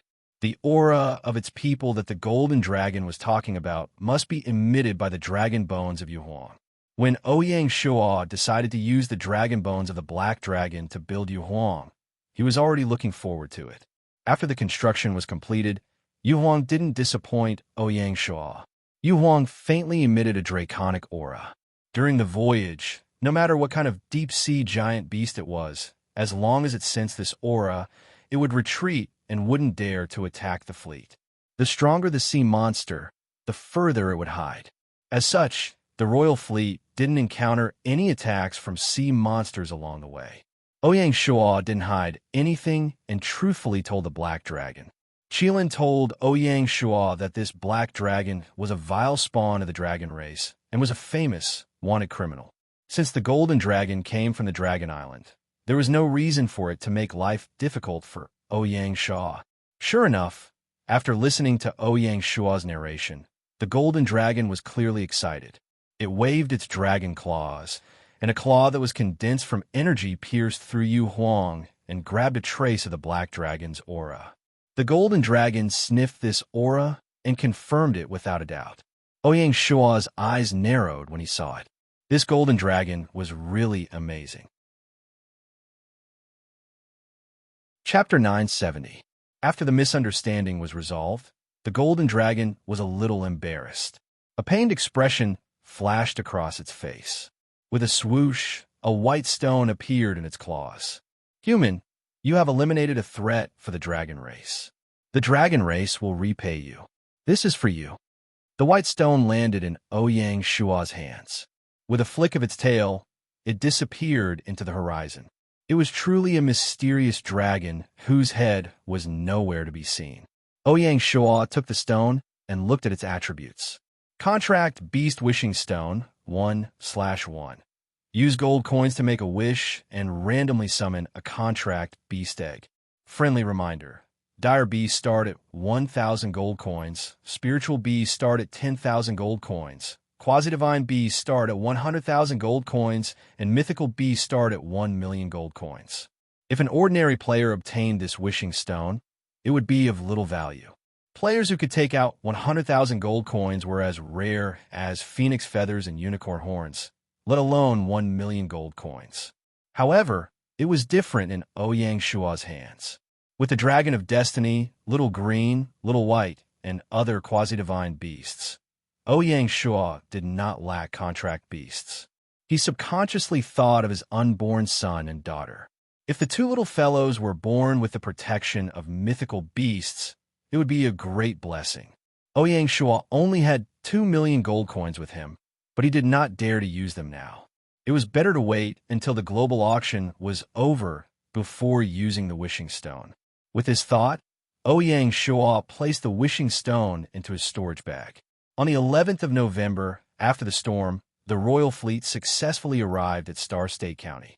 Accompanied by Star State County Governor Gu Xiuwen, Ouyang Shuo toured Lion City with great interest. As the former capital of Star State, Lion City had a strong foundation.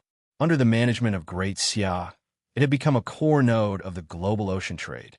There was an endless stream of merchant ships coming and going from the port. Lion City was also developed with more than half of the shops that specialized in ocean trade. Apart from the flourishing trade, the killings on the outer islands of Lion City never stopped. The bloody PK between the players of the China region and the adventurer players of the Java region took place every day, giving birth to hundreds of PK maniacs. Java had a total of 20 million players, ranking fourth in the world after China, India, and the United States. This was equivalent to 1/5 of the total number of players in the China region. The huge number of players was the source of Java's confidence in going against the Great Xia dynasty in China. Apart from Java, the 10 ASEAN countries all had a relatively large player base. Except for Singapore, which had already been destroyed, the total number of players in the Annan region was 8 million. The Namba region was 600,000. The Chinla region was 1 million. The Siam region was 5 million. The Paiyu region was 4.5 million. The Luzon region was 8 million. The Johor region was 2.5 million. And the Mud region was at least 40,000. The total number of players in the 9 ASEAN countries was close to 50 million, which was equivalent to half of China. A year and a half had passed, and the ASEAN countries had undergone earth-shattering changes. What made Ouyang Shua most uneasy was that the current 9 ASEAN countries had all decided on a regional overlord. Every country only had one lord left. Take Johor as an example. A year ago, Johor was still dominated by Thunderbolt City and Sabah City. But now, Sundar's Thunderbolt City was the only dominant force in Johor. Gui Yan'an, who was of Chinese descent, was defeated by Sundar, and his territory, Sabah City, was incorporated into Thunderbolt City. Behind the rapid annexation of the ASEAN countries was the shadow of the Silver Hand. The Silver Hand saw through Ouyang Shua's strategic intention to balance the ASEAN countries, which was why they tried to muddy the waters. Because there were only 9 overlords left in the ASEAN, there were fewer constraints when making joint decisions within the ASEAN countries, and it also made Great Xia's efforts to cultivate trusted forces within the various countries go up in smoke. Among the 9 overlords, the Java overlord Uis, the Annan overlord Ruan Tianke, and the Luzon overlord Martin were the 3 overlords, while the Siam overlord Tirade, the Paiyu overlord Moangin, and the Johor overlord Sanda were the next. The Chinla overlord Baiwan Lai, the South overlord Salangan, and the Mud overlord Abdul basically had no say in the ASEAN, and everything was done by the 3 overlords. Whether it was a coincidence or not, the 3 overlords had a hostile relationship with Great Xia. So far, Java, Annan, and Luzon had not established commercial relations with Great Xia. Not to mention Java, this was a feud, and there was no room for reconciliation.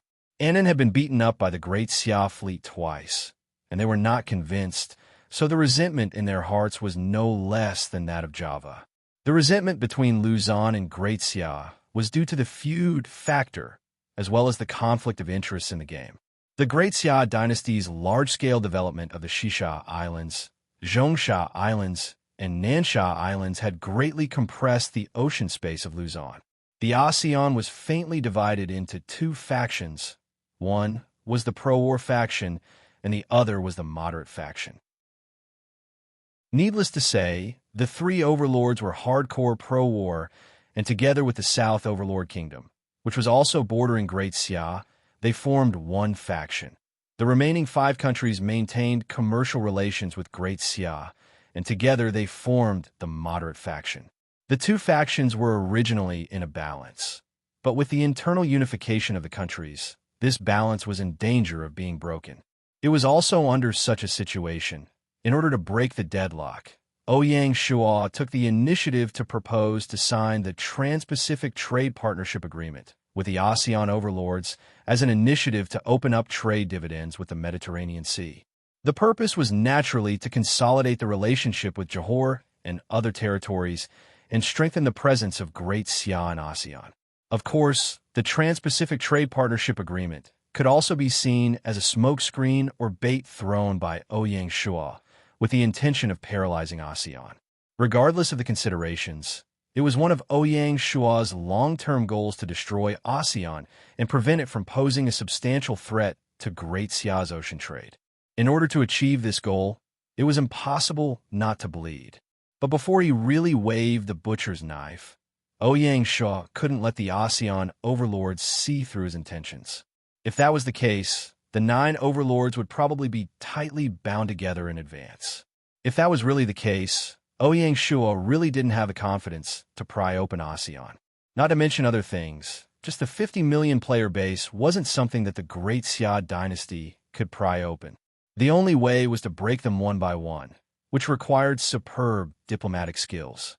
Before Ouyang Shua arrived at Xingzhou County, The Honglu Temple cooperated with the Commerce Department and had already conducted 3 rounds of measures with Johor, Piao, Siam, Chinla, and Thailand regarding the Trans-Pacific Trade Partnership Agreement. Unfortunately, the results of the negotiations weren't ideal, which was why Ouyang Shuo was personally invited. 2 o'clock in the afternoon, Xingzhou Port. In order to show his sincerity, Ouyang Shuo specially welcomed the 5 overlords at the port as a host. At the appointed time, Siam Lord Tirade, Piao Lord Mo Anin, Johor Lord Shanda, and Thailand Lord Abdul were invited to Lion City. What made Ouyang Shuo frown was that Chinla Lord Bai Wenlai wasn't invited. This is definitely not a good sign. Bai Wenli's absence was already a very clear signal. Chinla had probably already leaned towards the pro-war faction. Ouyang Shuo couldn't be sure if there was any trace of the Silver Hand. In any case, Bai Wenli's sudden absence on such an occasion made Ouyang Shuo feel very embarrassed.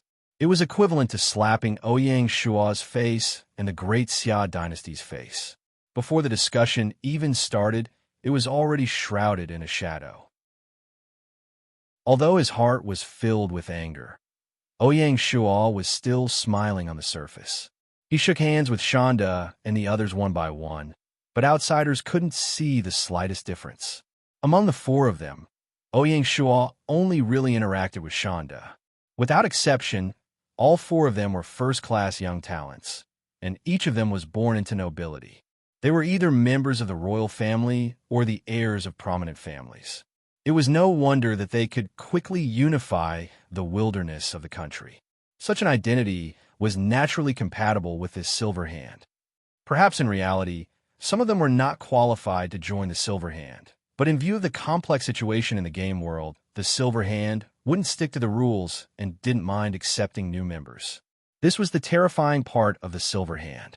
In the face of external threats, these families that had existed for hundreds of years could think of ways to adapt. While they were chatting, the gazes of Shanda and the others, intentionally or unintentionally, drifted towards the west side of the Star Continent harbor. There, the mighty royal fleet was quietly anchored on the surface of the sea, especially the Yu Emperor, which was particularly eye-catching. Shanda and the others didn't have any expression on their faces, but their eyes narrowed, and their hearts instantly became heavy. The main warships of the ASEAN countries were either warships imported from the Great Xia dynasty or sailing battleships imported from the West, but they had never seen a Z-1 warship. Without a doubt, this was a new generation of warships developed by the Great Xia dynasty. What the ASEAN countries feared the most was the powerful navy of the Great Xia dynasty. Shanda and the others originally thought that after the introduction of warships, the combat power of the territory's navy would be able to close the gap with the Great Xia dynasty. Who would have thought that the Great Xia dynasty would actually develop a new type of warship? This was indeed a big blow. Ouyang Shuo saw this and smiled in his heart. This time, he specially came to the port to welcome them and parked the royal fleet in a conspicuous position. It wasn't that he didn't want to use this opportunity to secretly warn Shanda and the others. Don't be fooled by the pro-war faction jumping around happily. If a war really breaks out, the Great Xia dynasty had a lot of trump cards. Ouyang Shuo led Shanda and the others to the Lion City County Governor's mansion to start a new round of negotiations. What made Ouyang Shuo frown was that even with him personally overseeing the negotiations, Shanda and the others were still very unyielding. They put forward many unreasonable demands, and there was a faint intention of raising the price. Ouyang Shuo smiled coldly and thought to himself, do they really think that with this Silver Hand behind them, they could be fearless? They really are insatiable snakes trying to swallow elephants. Seeing this, Ouyang Shuo looked around and said with a smile, I'd like to take this opportunity to announce a piece of news. Shanda's heart inexplicably trembled, and he said with a forced smile, I'm all ears. In this confrontation, Shanda and the others weren't as unyielding as they appeared. Ouyang Shuo said, in order to continue the fight against pirates, the Great Xia dynasty will set up sea patrol checkpoints in the Gulf of Aden to conduct routine inspections on merchant ships. Those who don't pass the inspection will not be allowed to enter the Mediterranean Sea. Shanda and the others looked at each other. Chapter 971. Faced with Ouyang Shua's trump card, Shanda and the others were caught unprepared. The ocean trade with the West occupied an important position in their territory. Once it was blocked, it would be a fatal blow to the territory's finances. The meaning of Ouyang Shua's words was clear. Only by cooperating with the Xia Kingdom could they pass the inspection. Otherwise, the ASEAN ships would not be able to enter the Mediterranean Sea. Shanda and the others looked dignified and said, "Emperor Xia, we need to discuss this in private. Please." Ouyang Shua was confident. Since Shanda and the others enjoyed the huge profits from the ocean trade, they would not give up on this fat piece of meat. The Grand Line operated by the Xia Kingdom could sometimes be used as a bargaining chip on the table. In a meeting room next door, Shanda and the other three gathered together. "What do we do now?" Lord Tirade of Siam asked. The four of them looked at each other. Before they came, they did not think that Ouyang Shua's attitude would be so tough. Lord Mo Ongyin of Piao Kingdom said, "Why don't we sign it?" Among the 9 countries of ASEAN, Piao Kingdom was located in the northwest corner and was somewhat outside of the ASEAN system. Moreover, Piao Kingdom was adjacent to the Indian Ocean. The income from the trade with the West was one of the main sources of revenue for Mo Ongyin's territory. Once the trade was blocked, the consequences would be unimaginable. "Yes, we have to lower our heads when we are under someone else's roof." Tirade agreed. Shanda had some concerns and said, "How do we explain to you this? We are only cooperating in business. We can't just let go of the shiny silver just because of our reputation, right?" Mo Ongyin's attitude was very firm. Shanda saw this and said, "Okay, then it's settled." From the beginning to the end, the 3 of them did not ask for the opinion of Lord Abdul. In reality, Piao Kingdom was one of the richest countries in the world because of its amazing oil and natural gas reserves. But in the game, oil and natural gas were basically useless. Piao Kingdom's territory was small. It was just a small country with a small population. How could it have any say? After the discussion, the 4 of them returned to the negotiating table. Seeing this, Ouyang Shua said with a faint smile, "Everyone, have you finished your discussion?" In fact, their conversation in the compartment had already passed into Ouyang Shua's ears. Shanda and the others nodded and said, "Emperor Xia is generous. He is willing to share the profits of the ocean trade with us. As a friend, how could we refuse? We are just discussing some small matters." "Well said. We are friends." Ouyang Shua didn't expose him. In the following negotiations, Shanda and the rest didn't make any unreasonable requests. They basically followed the previously drafted terms and conditions and obediently signed the Trans-Pacific Trade Partnership Agreement Cooperation Framework with Great Xia. The specific details of the agreement would naturally be discussed by professionals. After signing it, Ouyang Shua smilingly said, "This is a joyous occasion that should be shared with more people. Great Xia has invited many media outlets and is preparing to hold a press conference. Please follow me." "What?" Shanda and the rest were once again caught unprepared. Ouyang Shua's face sank as he said, "What? All of you aren't willing to go? Go. Shanda and the other smiles were even uglier than crying. They couldn't imagine what would happen if the news spread in ASEAN. But since it had come to this, they had no way out. At the press conference, Ouyang Shua was secretly pleased to see Shanda and the rest forcing a smile and cooperating with the reporters' questions against their will. Once the relevant reports were out, they wouldn't be able to deny, even if they wanted to. After finalizing the agreement, the royal fleet set sail again the next morning. Almost at the same time, the news of Shanda and the rest signing the Trans-Pacific Trade Partnership Agreement Cooperation Framework with Great Xia quickly spread throughout the ASEAN countries with the help of the Black Snake Guards. Padang City, Java Country. In the governor's residence, Wuiz's face was ashen. He gritted his teeth and said, "Shanda and the rest of the bastards. They are traitors. They really think of themselves as the dogs of Great Xia. They are afraid of Great Xia, but I am not. Wu Yi's face flashed with a trace of bloodlust and said, "Come. Yes. Inform the Padang fleet that there is a mission. Yes." After passing through the Strait of Malacca, the royal fleet entered the Indian Ocean. Following the sea near Java country, the fleet went all the way south. On Emperor Yu, Ouyang Shua had already taken out a map. His face was full of anticipation. Exploration map of the Lemurian civilization ruins. With this map, players can trigger the corresponding plot mission in the sea near the Lemurian civilization ruins. As for the specific function, players can explore it themselves. If there were no accidents, the Lemurian continent was in the sea between Java country and Australia. Because of this, Ouyang Shua specially ordered Gan Ning, the admiral of the royal fleet, to deploy the Scarlet Horseboat and the Taowu battleship to expand the search area as much as possible in order to trigger the plot mission. They sailed like this for 4 days, but there was still no movement. Seeing that they were about to reach Australia, Ouyang Shua couldn't help but feel a little disappointed. This shouldn't be happening. I'm so lucky now. How can I miss a fortuitous encounter? Ouyang Shua was a little depressed. At this moment, an alarm sounded in front of them. Emperor Yu was in the center of the fleet and was heavily guarded. Hence, Ouyang Shua didn't know what was happening. Fortunately, they had the communication conch produced by Atlantis City, so it was convenient for the warships to communicate with each other. Soon, Gan Ning came to report. What happened? Ouyang Shua asked. Your Majesty, the Scarlet Horseboat in front sent out an alarm signal, and then we lost contact. Ouyang Shua's eyes narrowed. Did someone attack us? I've already sent the Taowu battleship to investigate. Gan Ning didn't give a definite answer. Ouyang Shua nodded. Send out the pseudo-space planes as well. Ouyang Shua's senses were very sharp.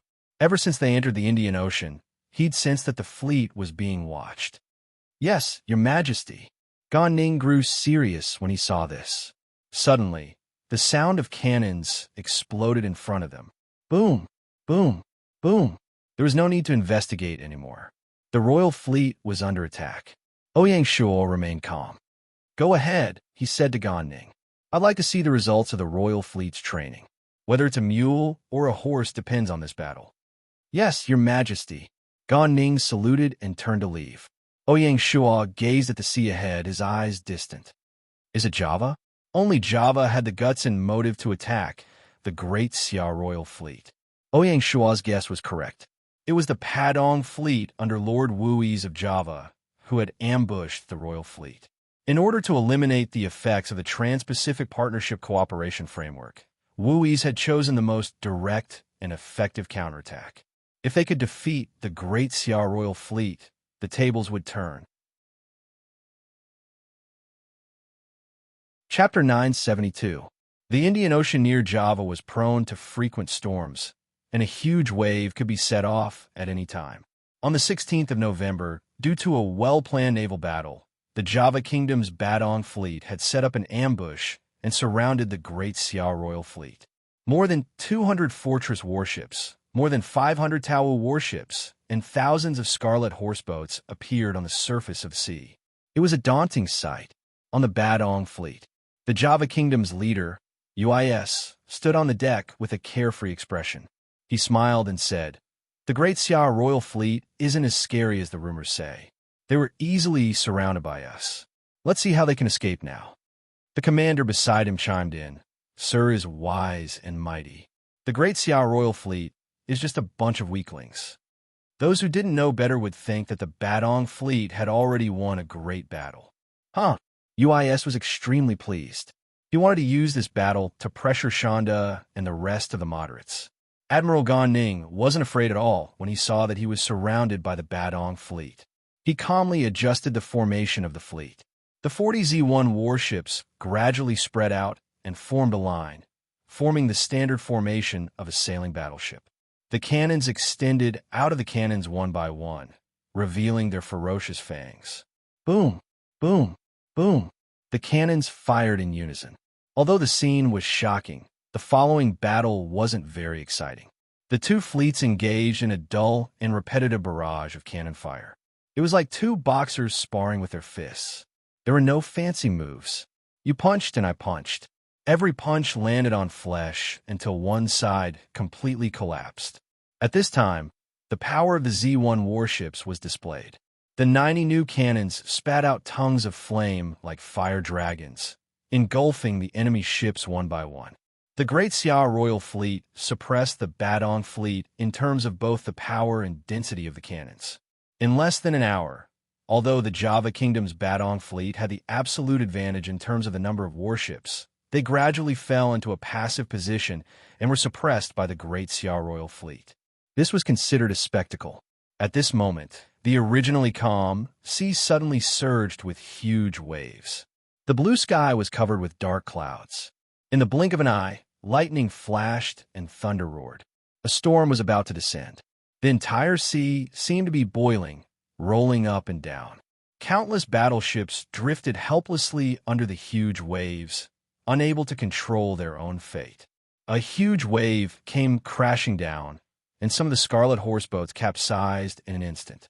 Even some of the Swanee battleships were overturned. Only the gigantic battleships and the Z-1 battleships were able to survive. Damn it, why am I so unlucky? UIS cursed as he gripped the railing tightly. Under the onslaught of such a huge wave, the Badong fleet could forget about aiming at the enemy's ships. It would already be good if they could even successfully fire their cannons. The accuracy of their attacks plummeted like a roller coaster, and they were basically unable to pose any threat to the Great Xia Royal Fleet. It could even be said that a huge wave suddenly came over and the warship shifted to the side. The cannonballs that were originally aimed at the enemy warship suddenly changed direction and hit their own warship without warning. The scene was as embarrassing as it could be. The entire Badong fleet was in a state of panic. At this moment, the long-brewing storm finally poured down, affecting the Badong fleet's command. The entire fleet was almost paralyzed. The Royal Fleet, however, presented a different spectacle. With Mazu's protection, the Great Xia fleet's ability to resist the storm was far superior to that of other fleets. Although the storm was fierce, it couldn't compare to the one they'd encountered during their first voyage. The Royal Fleet remained as steady as a mountain amidst the rolling waves. The Royal Fleet's command system was also more advanced than Java's. Apart from flags, they also had war drums. Even in the midst of the storm, the entire fleet operated in an orderly manner, not panicking or disorderly. Gan Ning naturally wouldn't miss such a golden opportunity. He commanded the fleet to launch an even fiercer attack on the enemy ships. Boom, boom, boom. Even though the sea was already filled with lightning and thunder, it still couldn't drown out the loud rumbles of cannonballs. The deafening sound was accompanied by thunder and bolts of lightning. It was as if the end of the world had arrived. This time, the Badong fleet was in trouble. They were like live targets, unable to fight back. In just half an hour, more than 10 fortress warships had been sunk. Wui's heart ached. Back then, Wui's had almost emptied his fortune in order to build the Badong fleet. In order to keep it a secret, the Badong fleet had always kept a low profile, apart from fighting pirates in the Indian Ocean.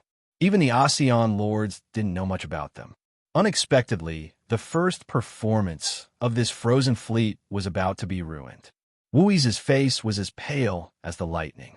Gnashing his teeth, he said, "Retreat." If they continued like this, they would be gambling with their fortune. The Great Xia dynasty was a large empire. Even if the royal fleet was crippled, it wouldn't matter. Wui's, however, didn't dare take such a huge gamble. This was the difference in strength. Even though the order to retreat was given, the Badong fleet stuttered when it received it. Fortunately, the fleet's soldiers were already afraid of battle. Seeing that the warships were retreating, they didn't bother to confirm the order and quickly retreated. The sea, which had been extremely crowded, instantly became clear. A sudden super naval battle ended anticlimactic because of a sudden rainstorm. Seeing the Badong fleet flee, Gan Ning finally gave up and stopped his pursuit. The bad weather would affect the royal fleet as well. If he wasn't careful, he'd be the one to blame. The royal fleet hadn't won this battle easily due to their numerical disadvantage. They'd lost 8 Z-1 warships, more than 20 warships, and over 100 Scarlet Horse boats.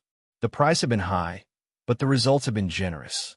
In this battle, they had sunk a total of 35 warships of the Badong fleet, almost destroying an entire formation of the Badong fleet's forces.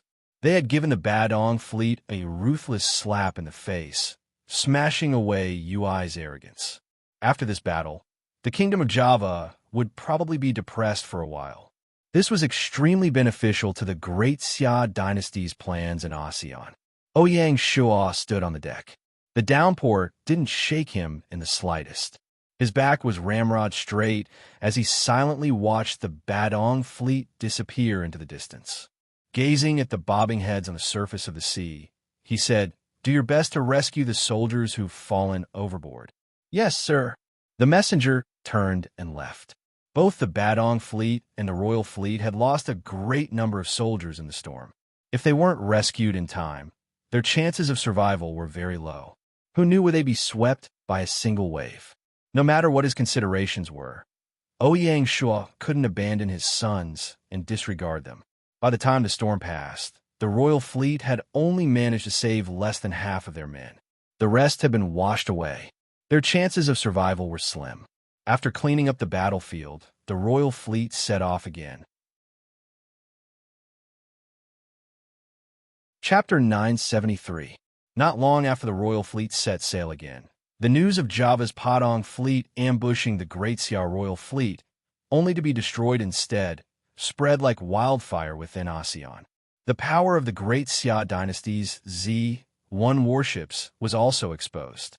Wui's flew into a rage out of humiliation, and his prestige within ASEAN suffered a heavy blow. Shanda and the others, on the other hand, were secretly relieved. "Thank goodness I didn't reject Great Xia's proposal." Among them, there was one person who was even more regretful. He was the Lord of Zhenla, Baiwen Lai.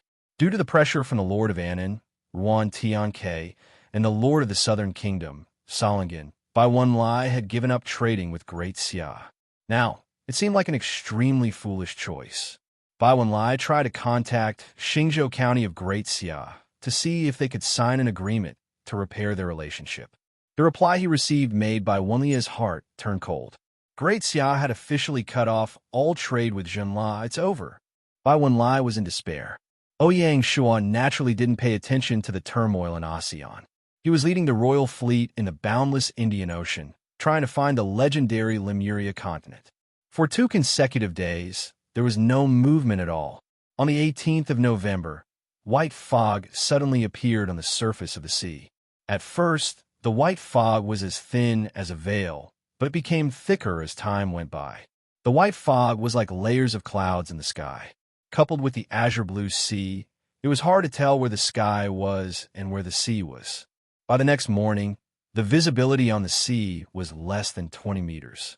The fleet didn't dare to move forward in such weather. Mobile lighthouses lit up one after another, flashing with a dark green light. Ouyang Shua thought of the white fog they encountered on their first ocean voyage outside the nameless island. As the saying went, there must be a reason for something abnormal. Whenever there was such a large area of white fog on the surface of the sea, something unusual was bound to happen. Ouyang Shua suddenly thought of the legendary Lemurian civilization. Are we close to our destination? Ouyang Shua raised an eyebrow and ordered decisively, "Men, find a way to get the fleet to the center of the fog." Gan Ning was in a difficult position. "Your Majesty, this fog is very strange." "I'm worried." Ouyang Shua waved his hand. "Nothing ventured, nothing gained." "Understood." Gan Ning grit his teeth and did as he was told. As soon as he left, Gan Ning ordered, "Be on high alert. We must ensure the king's safety." Ouyang Shua took out the Lemurian ruins exploration map and stared at the fog in front of him, hoping that something different would happen. Another hour passed. Suddenly, the sound of a system notification entered Ouyang Shua's ears. System notification. Congratulations to player not have clothes for approaching the Lemurian ruins, successfully triggering the B-rank storyline quest, The Lost Lemuria. Along with the sound of the system notification, a whirlwind suddenly blew on the calm sea surface. The white fog roared and gathered in front of them, forming a white fog mountain. As time passed, the fog mountain grew larger and taller. When the fog within a radius of 100 miles had completely dissipated, a huge mountain that was 500 to 600 meters tall appeared on the surface of the sea. Like a bamboo shoot, it slowly rose from the surface of the sea and pierced the sky. The soldiers were dumbfounded. Suddenly, a cool breeze blew past, gently caressing the misty mountain. Strangely enough, as soon as the white mist encountered the cool breeze, it was as if it had met its nemesis and suddenly disappeared. When the white fog completely dissipated, a tall mountain appeared on the surface of the sea. From afar, the mountain was lush with lush trees and blooming flowers. Clear springs flowed through the mountain streams, and wild deer galloped through the forest. The entire forest was like a paradise, a blessed land of gods. A miracle. The sailors couldn't help but fall to their knees in worship. No matter how experienced and knowledgeable they couldn't imagine how a divine mountain could appear out of thin air on the surface of the sea. Ouyang Shua could guess a thing or two. This divine mountain must have existed since ancient times, but had been concealed by some formation. Ouyang Shua had triggered the storyline quest with the key item to reveal the divine mountain. Otherwise, even if a ship sailed close to the divine mountain, they wouldn't be able to see its true appearance. Your Majesty? Somewhat bewildered, Gan Ning sought Ouyang Shua's opinion. Gaia had only said that Ouyang Shua had triggered the storyline quest, but hadn't said anything about what to do next. Ouyang Shua stared at the majestic mountain in front of him, recalling bits and pieces of historical records about the Lemurian civilization in hopes of finding clues to the quest. It was said that one day in ancient times, a diamond-shaped continent measuring 3,500 kilometers from east to west and 4,700 kilometers from north to south suddenly emerged from the sea. This continent had lush vegetation and fertile land. It was called the Lemuria continent. The name had evolved from the former capital of Mitrum, Lamite. Lemurians were small and weak, unable to resist the attacks of wild beasts and other races on the surface. That was why they mostly lived underground. Even so, the Lemurian civilization's technology was superior to that of Atlantis. Living underground, Ouyang Shua's eyes lit up as he figured out the key. Gan Ning. Yes, sir. Ouyang Shua ordered. Stay here with the fleet. Don't act rashly. Yes, sir. Su Chu. Yes, sir. As the captain of Ouyang Shua's personal guard, Su Chu was never more than 3 meters away from him except at night. Take the divine guard and follow me up the mountain, Ouyang Shua ordered. If they wanted to complete their quest, they had to ascend the divine mountain and explore it. Yes, sir. Su Chu answered in a gruff voice. Gan Ning didn't stop him. With 3,000 divine guard accompanying him, he couldn't think of anything that could threaten the king's safety. Ouyang Shua and his entourage quickly boarded scarlet horseboats and ascended the divine mountain. It was a new experience for Zhang Xian. A gentle breeze blew past, bringing with it not only fresh air, but also the fragrance of flowers, refreshing one's heart. It was late autumn, but it was unusual for flowers to bloom on the mountain. A mouthful of clear spring water tasted sweet and fragrant. From afar, the silhouettes of small animals flashed by in the forest. There were deer, rabbits, and even kangaroos and koalas unique to Australia. Ouyang Shua was even more certain that the Lemurian ruins were within the mountain. Spread out and search, he ordered. Focus on caves or other suspicious entrances. Yes, sir. The well-trained divine guard spread out and began a carpet search of the divine mountain. Ouyang Shua didn't stay idle either.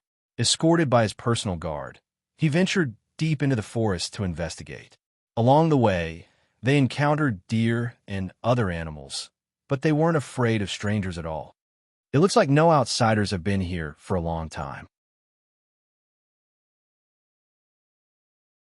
Chapter 974. Not long after Ouyang Shua entered the forest, a shout came from behind. A divine martial guard caught up and said, "Your Majesty, we found a cave. Let's go take a look." Soon, Ouyang Shua's group arrived at a cave covered by shrubs. Because it was covered by vines and had been around for a long time, the surface of the rock was covered with moss. If one didn't look carefully, they wouldn't be able to find it. Ouyang Shua praised, "You guys are so attentive." The young divine martial guard heard this and straightened his chest even more. He couldn't hide the excitement on his face. For a divine martial guard, it was the greatest honor to receive the king's praise. It was enough for them to brag about for a lifetime. When the vines were removed, a pitch-black cave appeared in front of them. "Torch," Ouyang Shua said as he walked into the cave. The divine martial guards lit up torches and followed him into the cave. Su Chu was like an iron tower, silently following behind the king. His eyes were bright and full of expression, paying attention to the surroundings at all times. After walking for about 20 meters, he suddenly came to a spacious hall. Stalactites hung upside down in the hall like stalagmites. Indistinctly, he could even hear the dripping sound of water. Ouyang Shua's heart moved, and he followed the sound of water. With the light of the torch, Ouyang Shua saw the strangest stalactite. It was as white as milk, warm and translucent, and he could faintly smell a fragrance. There was a basin-sized pool under the stalactite. The dripping sound was the sound of the white liquid gathered by the stalactite, dripping into the pool. It was particularly crisp in the quiet cave. The pool was already half filled with clean liquid like milk. Getting closer to the pool, he could smell an even richer fragrance. Not only that, his entire body seemed to become refreshed. The pores on his body opened up, and he felt extremely comfortable. It was as if he had eaten a miraculous medicine. Ouyang Shua's eyes narrowed. He knew he had found a treasure. Fortune Source is indeed a magical item. I finally have a fortuitous encounter. Ouyang Shua was secretly happy and used detection on the pool. 10,000 years stalactite, purple gold, rare spirit item, can be consumed directly to increase one's strength. It can also be used to refine pills. As for the specific effects, the player can explore it themselves. It really is a good treasure. Ouyang Shua was delighted and took out 4 glistening yellow gourd from his storage pouch. This was no ordinary gourd. It was a precious tool that was specifically used to store elixirs in liquid form. Not only could it maintain the spirituality of elixirs, it could also increase the spirituality of elixirs after being stored for a long time. It was a rare treasure. The 4 gourds were given to Ouyang Shua by the medical saint Zhang Zhongjing. He didn't expect that they would come in handy here. Since he'd entered a treasure mountain, how could Ouyang Shua return empty-handed? The 4 gourds just happened to fill up the 10,000-year-old stalactite in the pool, and not a single drop was left. "Here." Ouyang Shua handed one of the gourds to Su Chu. "Your Majesty," even someone as taciturn as Su Chu couldn't hide his surprise. As a valiant general with a high cultivation, Su Chu could naturally sense that this milky white liquid was extraordinary. But Su Chu had never thought that the king would give him one. Ouyang Shua faintly smiled and said, "This is 10,000 years old stalactite. It can increase one's strength after consuming it. After we return to the ship, arrange for the 3,000 divine guards to share it with us." "Thank you, Your Majesty." The tower-like man had tears of gratitude on his face. "Thank you, Your Majesty." When the divine guards saw this, they all bowed in unison, unable to conceal their excitement. It was no wonder that they dared not to serve such a wise master to the death. Ouyang Shua waved his hand and put the remaining 3 gourds into his interspatial pouch. The divine guards were his most loyal guards, and Ouyang Shua naturally wouldn't forget about them now that there were benefits. Moreover, increasing the strength of the divine guards was also increasing Ouyang Shua's safety level, and he could even use this to buy people's hearts. Why not? The Great Xia dynasty's era name was Divine Marshal, and Ouyang Shua wasn't satisfied with the divine guard's current strength. He was looking forward to creating a truly invincible guard that would follow him to conquer the world. The 10,000-year-old stalactite might be an opportunity. In the entire hall, there was only this small pool of stalactite, and there were no other treasures. However, on the left side of the wall, there was a flight of stairs that led downwards. It was so deep that it couldn't be seen clearly. "Let's go." Ouyang Shuo led the way down the stairs.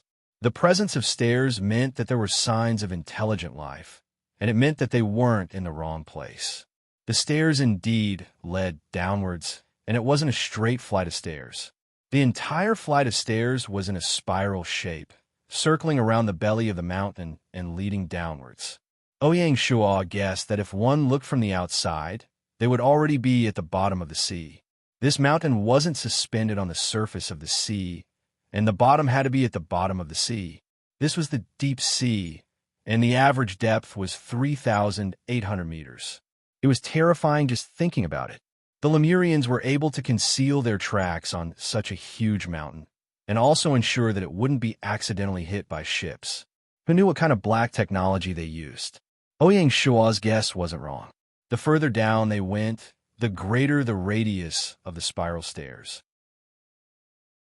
This meant that the lower the mountain went, the larger the torso. At the lowest point, it was probably no different from a small piece of land. "Speed up," Ouyang Shuo ordered. The lower they went, the thinner the air. Even though the divine guards were well trained, they couldn't help but feel short of breath. Only by reaching the end as soon as possible could the alarm be lifted. If the Lemurians wanted to live in a cave, they must have other ways to ventilate it. After walking for a full 3 hours, they finally saw faint flashes of blue light. It was like a dream, as if they were in an illusion. The further down they went, the denser the blue lights became. Finally, Ouyang Shuo saw a tall blue hall, standing far away at the end of the stairs. The originally thin air became normal, and Ouyang Shuo let out a huge sigh of relief. When they arrived at the hall, they saw that it was a standard circle with a diameter of more than 800 meters. Above the hall was an oval-shaped dome. The entire hall was built with a type of blue stone. The blue lights that Ouyang Shuo and the others saw were scattered from these blue stones, moving up and down in the air. The architecture of the hall was magnificent. Almost every part of it had reliefs that were lifelike and unique. It was exuding an enchanting aura of art. It could be called a perfect masterpiece. The entire hall was a work of art. From this, it wasn't hard to speculate that although the Lemurians lived underground, their artistic attainments had reached a very high level. They were a race that lived very meticulously. Even the sculptures and buildings in Atlantis City couldn't compare to the Grand Hall in front of him. And this might just be the tip of the iceberg of the Lemurian civilization. Ouyang Shuo was getting more and more curious about this mysterious civilization. At this moment, a voice came out of nowhere. "Fated One, welcome to the kingdom of Lemuria." Chapter 975. Who's talking? Su Chu looked around vigilantly. At this moment, a door opened at the side of the hall. A strange old man who was less than a meter tall walked out.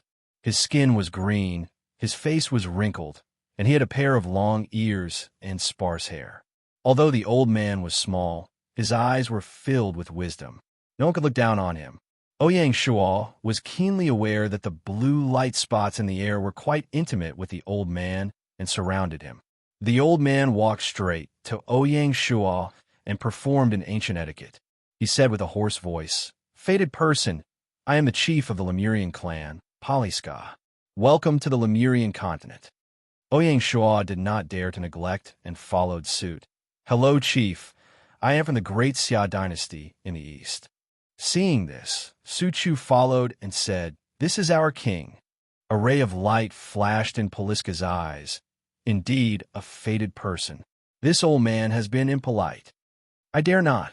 Ouyang Shuo would not put on the airs of Emperor Xia. He was looking forward to getting some black technology from the Lemurian clan. "Follow me." Poliska was also an extremely straightforward person. He turned and walked towards the door. Ouyang Shuo followed. At the door, Poliska suddenly turned and said, "Fated person, please wait in this hall with your followers. The clansmen are timid and cannot bear to see so many outsiders. Please forgive us." Hearing this, Ouyang Shuo signaled Su Chu to follow him and leave the divine guards behind. It was not that Ouyang Shuo was arrogant. It was because this was a plot mission that Ouyang Shua had triggered. There was no reason to cheat him. Moreover, with Su Chu around, it was better than thousands of soldiers and horses. If there were any unforeseen events, bringing the divine guards would not be of much help. After passing through the door, they entered a hall that was even more beautiful, but much smaller. In the middle of the hall, there was a transparent pillar. Inside the pillar was a sealed iron cage. "Follow me," Poliska said as he led the way to the pillar. Ouyang Shua's eyes flashed with a trace of doubt. He felt that this pillar was familiar. Poliska pressed on the pillar, and the cage opened. Poliska walked into the iron cage and signaled Ouyang Shua and Su Chu to enter. Ouyang Shua finally understood. Isn't this an elevator? He had never imagined that the Lemurian civilization had developed to such a level. It was no wonder that they surpassed the Atlantean civilization. Ouyang Shua felt even more anticipation when he saw this. After the iron cage was closed, it descended and went deeper into the ground. It was the first time that Su Chu had seen such a magical thing. His eyes were full of surprise, but he could still keep calm.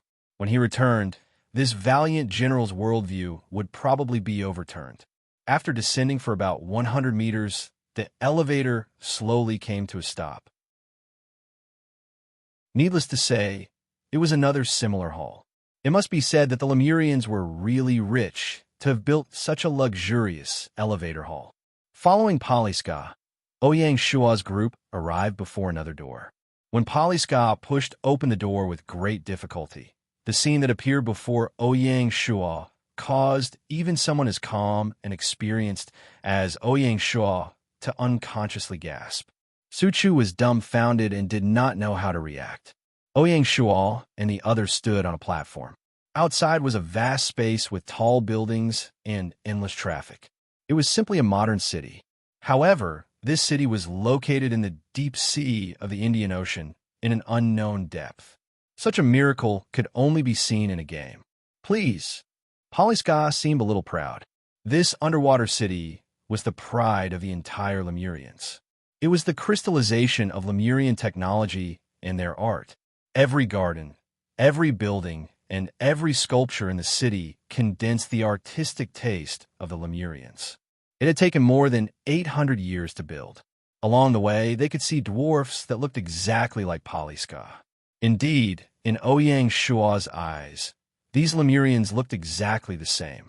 They had the same green skin, the same big head full of wrinkles, the same full hair, and the same long ears. Regardless of gender or age, they all looked the same. Even the heads of children who were less than half a meter tall and had just learned to walk were full of wrinkles. It was obvious that this was not the wrinkles of old age, but a natural trait. Ouyang Shua thought of Master Yoda from Star Wars and felt that there were some similarities. Speaking of which, Master Yoda in the movie was a top-notch Jedi Knight. The force he cultivated was similar to the legendary spiritual training of the Lemurians. Ouyang Shua speculated maliciously that the inspiration for Master Yoda's design couldn't have been leaked by the Lemurians. Otherwise, how could there be such a coincidence? He just did not know which Lemurian had snuck into the human world and left behind this mischievous prank. Seeing the two giants, Ouyang Shua and Su Chu, the Lemurians on the way showed timid expressions. Fortunately, they saw Poliska and did not do anything drastic. Under Poliska's guidance, Ouyang Shua took a brief tour of this magical underwater city. Then, Poliska brought Ouyang Shua to the front of a 3-story oval-shaped building. In front of the building, there was a plaque written in the Lemurian language. Ouyang Shua did not recognize it at all. Poliska introduced, "This is our Science and Technology Museum. It is the crystallization of the wisdom of the Lemurian race." Ouyang Shua was delighted. He knew that the main topic had come. He just did not know what price Ouyang Shua would have to pay to exchange for this black technology this time. When he completed the storyline mission, The Lost Atlantis, Ouyang Shua had spent a total of 2 million gold coins. This time, he would probably have to bleed a lot. Fortunately, Ouyang Shua was prepared. Rich people can do whatever they want. Walking into the Science and Technology Museum, a modern atmosphere hit him in the face. All kinds of black technology that were very similar to modern technology were displayed in the pavilion, which was an eye-opener for Ouyang Shua. Poliska seemed to be deliberately showing off. He tirelessly introduced one by one to Ouyang Shua. Magic-powered elevator manufacturing technique, which was the elevator that Ouyang Shua and the others had just taken. Magic-powered cutting machine manufacturing technique, which was equivalent to modern large-scale cutting equipment. It could even easily cut steel plates. Magic-powered submarine manufacturing technique, which was similar to modern underwater submarines. Reina breeding technique, which was only after Ouyang Shua consulted Poliska did he know that this was a kind of creature that was similar to a bat. Through super powerful sonar, it could achieve a detection effect similar to radar. All kinds of black technology dazzled Ouyang Shua and made him drool. Chapter 976. The core of the Atlantean civilization was the magnetite and engraving technology. Together, they formed a unique technological system. The core of the Lemurian civilization was a unique energy source known as the magic crystal. After visiting the Science and Technology Museum, Poliska said, "Fated person, as a gift from the Lemurian race, you could take away one of the technologies in the Science and Technology Museum for free." Directly choose? Ouyang Shua was puzzled. Directly choose. Are there any additional conditions? No. This was straightforward and saved him the trouble of beating around the bush. Although the Lemurian Science and Technology Museum displayed more than 100 advanced technologies, the one that moved Ouyang Shua the most was still the magic-powered submarine manufacturing technology. For the Navy, having a submarine and not having a submarine were two completely different concepts. Submarines were widely used in the military.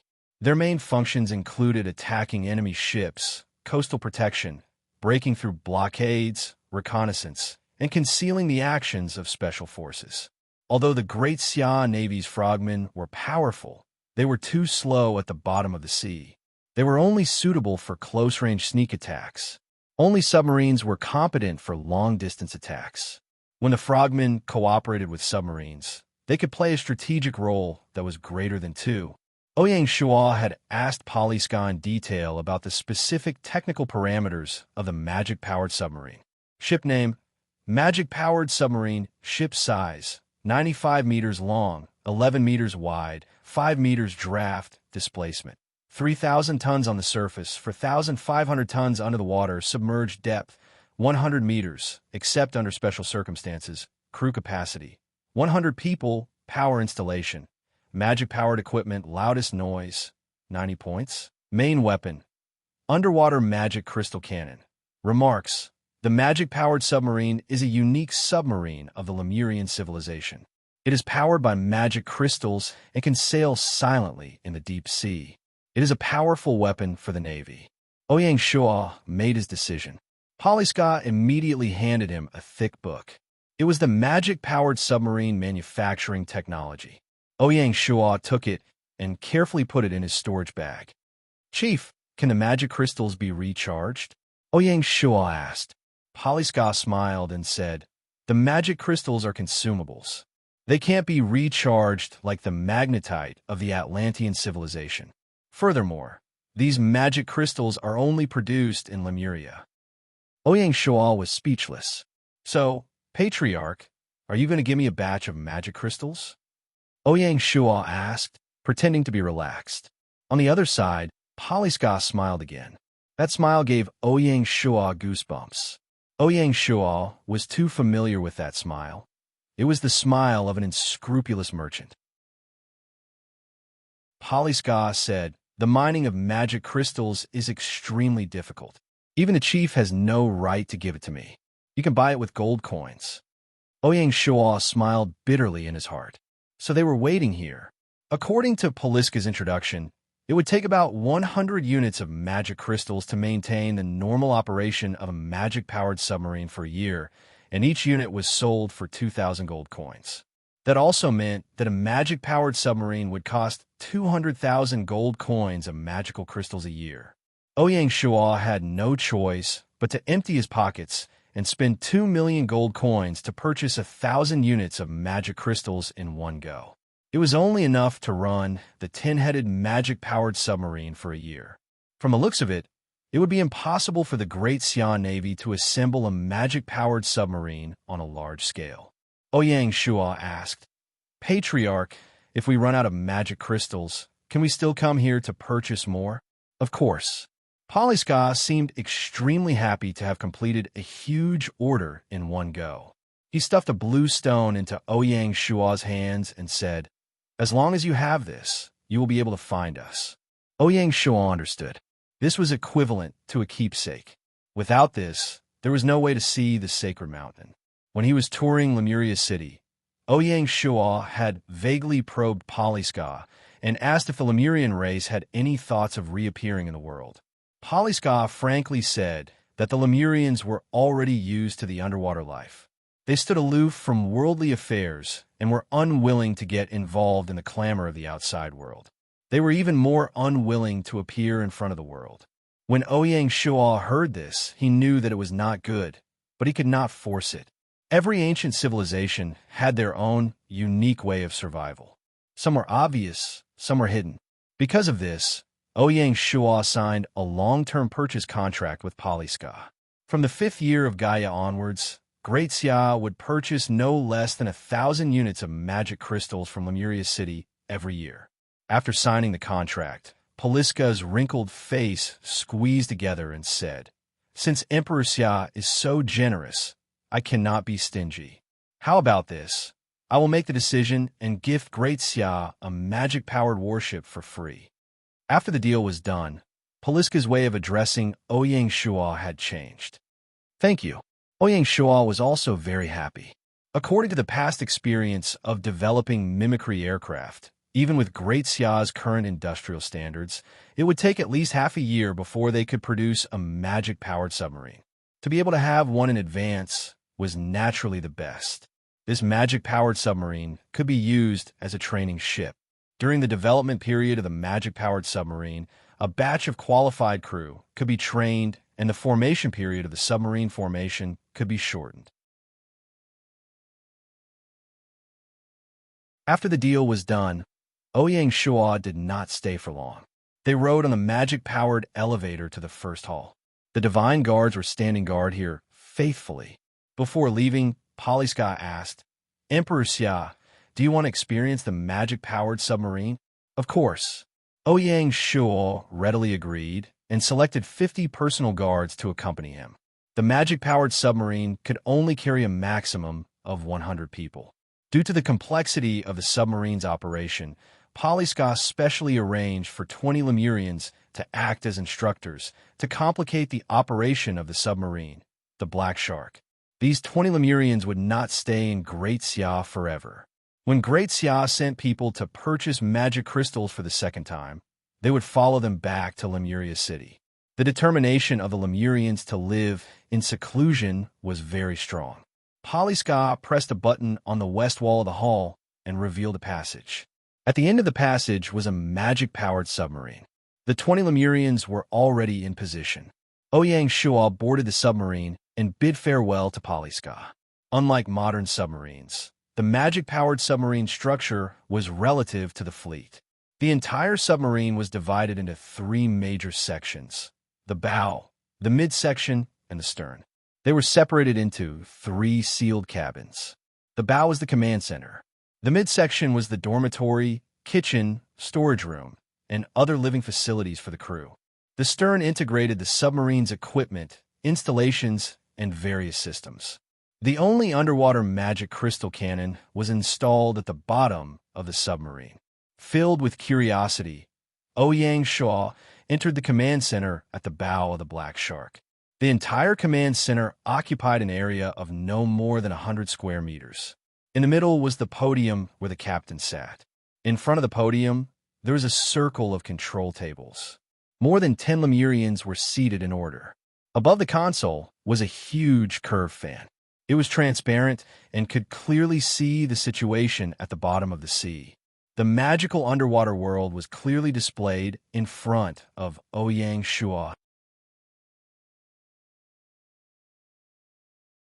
Chapter 977. When the black shark emerged from the sea like a deep-sea behemoth, the royal fleet was on high alert. Cannons were silently aimed at the black shark. If the black shark showed any signs of aggression, it would be immediately bombarded. The Lemurians in the command center were very calm. The black shark was covered in a thick layer of steel, and the outdated cannons were not enough to deal any damage to it. The black shark was powered by magic, similar to nuclear submarines in reality. It could stay submerged for long periods of time, unlike diesel-powered submarines that needed to resurface to recharge their batteries. Gan Ning immediately dismissed the alarm when he saw General Su Chu emerge from the back of the monster. What happened next was simple. When the Divine Guards returned to the surface through the spiral staircase and met up with the fleet, the royal fleet set sail again. The only difference was that the royal fleet had a new member, the Black Shark. Ouyang Shua had already instructed Gan Ning to incorporate the Black Shark into the royal fleet's battle formation. At the same time, he arranged for elite personnel to enter the Black Shark and learn submarine operation from Lemurian instructors. When the royal fleet left, the Divine Mountain disappeared from the sea in a flash of white light. Who would have known that a powerful ancient civilization was hiding in such ordinary waters? November 28th, Melbourne. After a long detour, the royal fleet finally docked at Melbourne, Australia. Australia originally meant the continent of the South. When the Europeans discovered the continent in the 17th century, they mistook it for a continent that led straight to the South Pole, hence the name Australia. The capital, Canberra, was located along the southeastern coast. Surrounded by the sea, Australia was the only country in the world that covered an entire continent. It was also known as the country sitting on a mining cart, or the country riding on the back of sheep. 70% of Australia's land was arid or semi-arid. Most of the central region was unsuitable for human habitation, and only 260,000 square kilometers of land could be used for livestock and farming, mainly along the southeastern coast. In reality, Melbourne and Sydney alone were home to more than half of Australia's population. Because of this, there was only one lord left in Australia in the game, Avera. The main city was located in Melbourne, and it was the largest city other than the capital, Canberra. Australia was rich in mineral resources, with at least 70 types. Bauxite reserves are the largest in the world, and the output of gold, iron or coal, lithium, manganese or nickel, silver, uranium, zinc, and other minerals was also among the top in the world. At the same time, Australia was also the world's largest exporter of bituminous coal, bauxite, lead, diamonds, zinc, and concentrates, the second largest exporter of alumina, iron ore, and uranium, and the third largest exporter of aluminum and gold. Australia's rich mineral resources were what attracted Ouyang Shua the most. The Great Xia Royal Fleet was able to successfully dock in Melbourne thanks to the diplomatic mission sent by the Office of the Grand Herald. Apart from its mineral resources, Australia did not occupy any strategic position in the world's oceans. It was more like a remote place. Since that was the case, Ouyang Shua naturally had no intention to wield the butcher's knife and chase the Australians to the trial grounds. If they really did that, it would only make Great Xia enemies all over the world. If that was the case, it wouldn't be beneficial to Ouyang Shua or Great Xia when they arrive at Hope Planet. Using the least amount of damage in exchange for the greatest strategic benefits. Using cooperation to achieve a win-win situation, continuously increasing Great Xia's global influence and expanding their circle of friends. This had already become the core of Great Xia's strategy. Therefore, 2 months ago, the diplomatic mission from the Office of the Grand Herald brought Ouyang Shua's promise of peace to Avila. To Avila, it was best to avoid the flames of war and open a war with Great Xia to trade oars. The game was not like reality. There was no developed global trade network. Australia had an astonishing amount of mineral reserves, but they could not sell them overseas in exchange for economic benefits. They could only treat the huge amount of mineral ores as scrap metal. It was a reckless waste of natural resources. Opening up a trade route with Great Xia was naturally a win-win situation. That night, Avila prepared a grand welcome banquet at the Melbourne City Lord's residence. Melbourne's core members were not the only ones attending the banquet. There were also elite adventurers from the capital city of Canberra. The elites of all the players in Australia had gathered. To Australia, the arrival of the Great Xia royal fleet was a historic event. "Welcome, our friend, Emperor Xia." Avila raised his wine glass high, looking unusually excited. "Cheers!" Secretly, Avila was not as excited as he looked. As early as when the Great Xia diplomatic mission arrived in Melbourne, the Silver Hands had secretly warned Avila not to get too close to the Great Xia Empire. Avila was still hesitant even when the Great Xia royal fleet stayed in Star State County. However, when the Java Kingdom's Padang fleet was still defeated by the Great Xia royal fleet and fled, Avila finally let go of all his concerns. The Silver Hand can't save Melbourne. Only Great Xia can save Melbourne. Of course, to be able to stand out in Australia, Avila was not a simple person. Their trade with Great Xia was not exclusive. Avila had already expressed goodwill to William of England, indicating that he could carry out or trade with Castle Avic at any time. He could even offer a more favorable price than Great Xia. The premise was to open up a sea trade route between the two countries. After all, the two countries had a long history. England could be called Australia's ancestral home. Other than the indigenous Maori, most Australians' ancestors were English immigrants in the 19th and 20th centuries. "Cheers!" Ouyang Shua gently raised his glass with a warm smile on his face, but his heart was extremely calm. It was unknown when the Great Xia dynasty had enjoyed a global reputation that surpassed that of any other feudal dynasty in history. This kind of global planning was originally something that the Western powers were good at.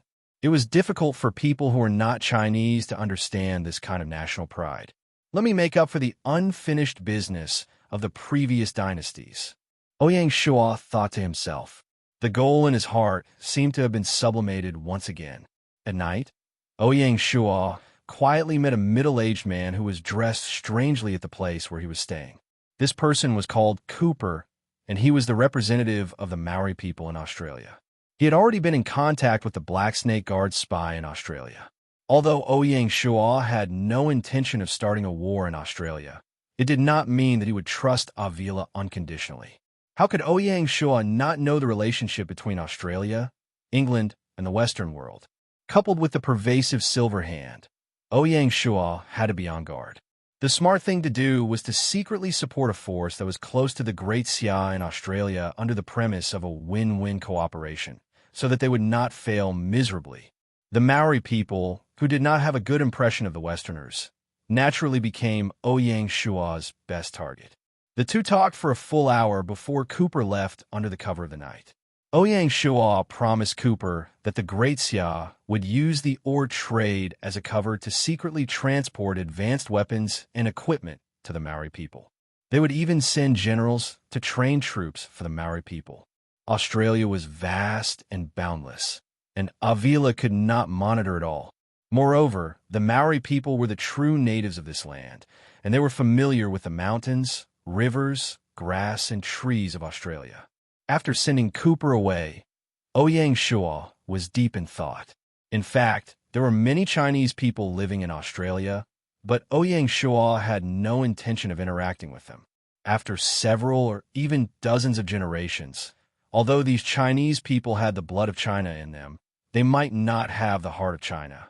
Moreover, the Chinese were generally more cunning and were not as practical as the Maori people. In the following week, Ouyang Shua, accompanied by Avila, personally inspected a few large iron mines and coal mines in Australia and took the opportunity to enjoy the scenery of Australia.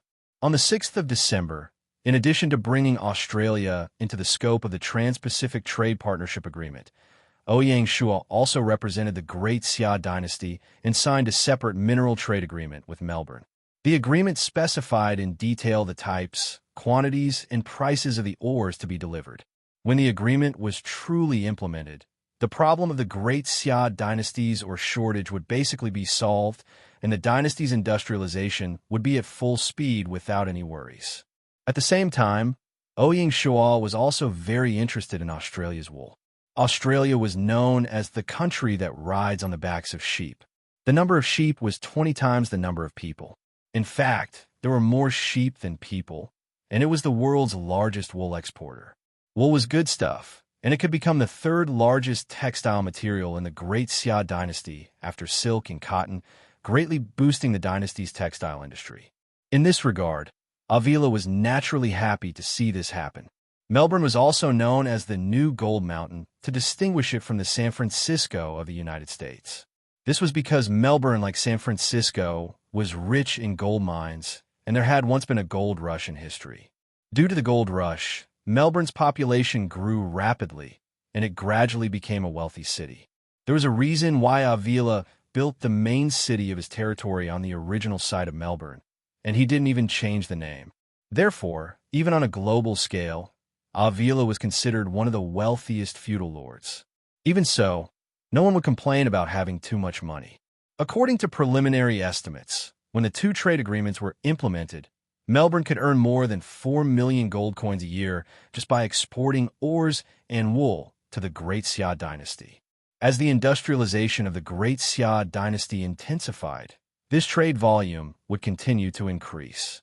For this reason, Avila had no choice but to allocate more manpower to the mining and animal husbandry industries in order to meet the huge procurement needs of the Great Xia dynasty.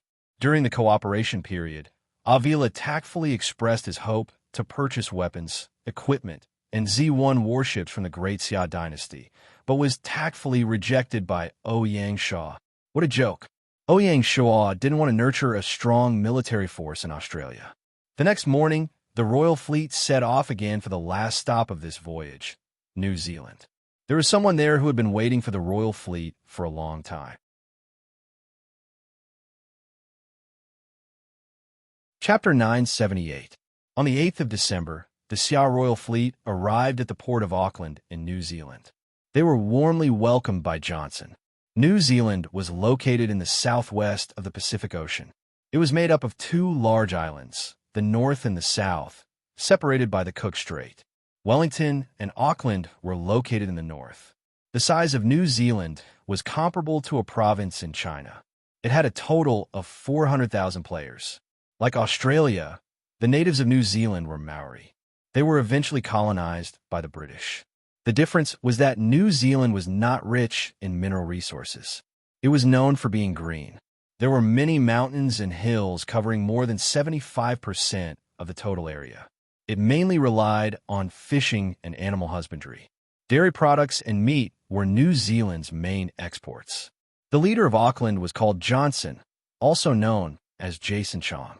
When the Xia dynasty was established, Johnson sent his congratulations from afar and established a relationship with the Xia dynasty. It was this relationship that led to Ouyang Shua's visit. Welcome, Emperor Xia. Johnson was a young lord, just 24 years old, tall and straight, and extraordinarily handsome. Compared to Avila, Johnson's attitude was more sincere. Considering that there was less than a month until the 5th year of Gaia, Ouyang Shua did not plan to visit New Zealand. He planned to return to Shanghai City from Los Angeles. The timing was just right. He did not expect Johnson to invite him again. He even swore that he would not miss Ouyang Shua's return date. Ouyang Shua didn't know what medicine Johnson was selling in his gourd, but since it had come to this, he could only accept it. Auckland, City Lord's residence. After the routine welcome banquet, Johnson requested for the two to have a secret discussion in the quiet room. Ouyang Shua picked up a crystal glass that was rarely seen in the game and drank a mouthful of pure hot milk from New Zealand. He looked at Johnson and said, "Lord Johnson, can you reveal the mystery now? I want to lead Auckland to submit to the Xia dynasty. I wonder if Emperor Xia is willing to accept?" Cough. Ouyang Shua choked on the milk and asked, "What did you just say?" Johnson stood up and solemnly bowed to Ouyang Shua. "Auckland is willing to submit to the Xia dynasty. Please accept it." Ouyang Shua put down the glass. His eyes instantly became sharp and said, "Reason? Before coming, Ouyang Shua did not know that Johnson had such a move. Johnson laughed. There was a hint of bitterness and self-mockery. There's no other reason. I just need a mountain to rely on. The world of the game isn't peaceful. Wars break out frequently. I can already sense that a great war that will affect the entire world is about to begin. Although New Zealand was safe in a corner of the world, it was still unable to stay out of trouble. Not to mention the nearby Australia and Java, every ambitious king in the world would not turn a blind eye to New Zealand. At this point, Johnson paused for a moment and revealed his own shortcomings. To tell you the truth, not long ago, the Padang fleet from Java had harassed my territory. Ouyang Shua was silent. Johnson's judgment was basically correct. With the various countries of the world being unified, the hegemons naturally began to shift their focus from within to outside. 5 years of Gaia would definitely be the first year of war. If that's the case, New Zealand must choose a suzerain to rely on. Johnson said. Ouyang Shua nodded, but he still couldn't let it go. Since that's the case, why did you choose the Grand Xia? Why didn't you choose Castle Avico or the Dawson dynasty, which are more compatible with your culture? After all, New Zealand was a westernized country, and it was incompatible with an eastern country like Great Xia. Johnson smiled. Emperor Xia need not belittle yourself. Today's Great Xia is no longer a pure eastern country. Its territory is spread across the continents, and its prestige is spread across the 4 seas. I heard that Emperor Xia advocates the concept of the sea is open to all rivers and is inclusive and even intends to cooperate with South Africa. If that's the case, Auckland can also become a member of Great Xia. Ouyang Shua was unmoved. This reason seemed to be good, but it's not enough. Submitting to a dynasty was not a child's play. Johnson was able to unify New Zealand, so he was not a simple person. Faced with Ouyang Shua's aggressiveness, Johnson was calm. At this moment, he began to reveal his inner thoughts. He slowly said, "To tell you the truth, the reason why I made up my mind to submit to Great Xia is actually very simple. It's because I don't want to be toyed with by the Silver Hand." Ouyang Shua's eyes narrowed. This was the first time a foreign lord mentioned the Silver Hand in front of Ouyang Shua. "I can only say that you have a lot of ideas." Ouyang Shua still did not directly respond. Seeing this, a trace of reminiscence flashed across Johnson's face, and he said, "Emperor Xia, are you willing to listen to a story?" "I'm all ears." The story happened before the migration. In the quiet secret room, only Johnson's deep and magnetic narration could be heard. This was actually a very cliché story. When the Silver Hand was first established, Johnson's family was one of the members. They were extremely senior. This time, in the face of the aggressiveness of the federal academics, for the sake of the organization's interests, the Silver Hand resolutely abandoned the Jansen family and made them the scapegoat of the academics, becoming the scapegoat of the organization. Since then, the Johnson family was unable to recover. Not long after that, my grandfather died of depression. Johnson said painfully, after the storm, the Silver Hand still had a conscience. They helped the Johnson family survive, but they were no longer as glorious as before. In the game, Johnson saw the opportunity to change the fate of the family. With his strong gaming talent and a little bit of luck, he defeated all the opponents in the country and once again led the family to stand at the peak of New Zealand. It's just that my grandfather will never come back. Ouyang Shua could not imagine what kind of deep relationship the grandfather and grandson had that made Johnson unable to let go. His eyes were full of pain and nostalgia. Suddenly, Johnson smiled. Ironically, when I stood at the peak of New Zealand, the Silver Hand came again and invited my family to become one of them. Ouyang Shua could understand.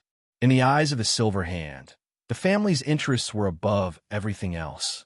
They did not feel guilty for the abandonment behavior. That was just the usual means of those in power.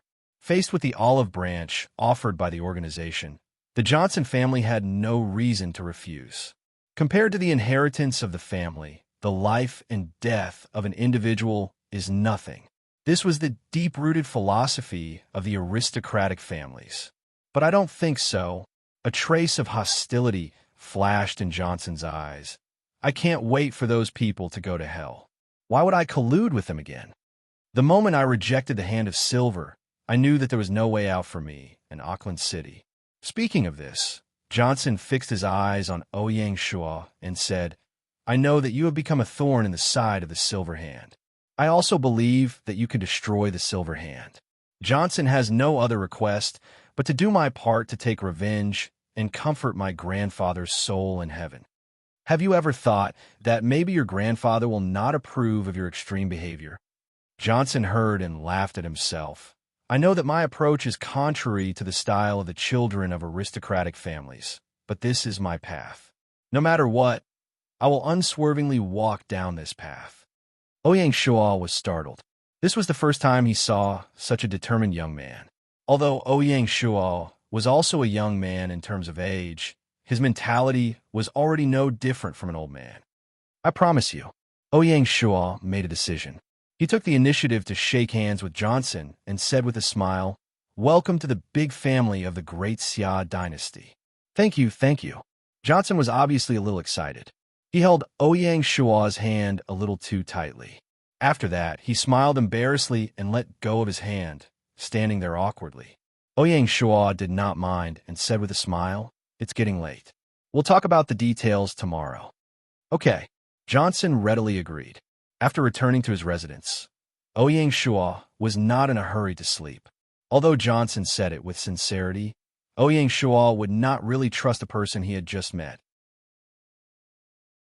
Moreover, it was related to the silver hand, so he naturally had to be cautious. Ouyang Shua took out a special snowflake letter and sent a letter to a special person. He asked him to help verify what Johnson said and investigate the situation to see if Johnson was a chess piece that the silver hand was going to insert into the Great Xia dynasty.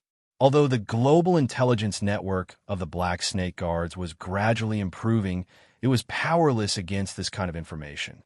As soon as he finished writing, the snowflake letter turned into a white light and disappeared.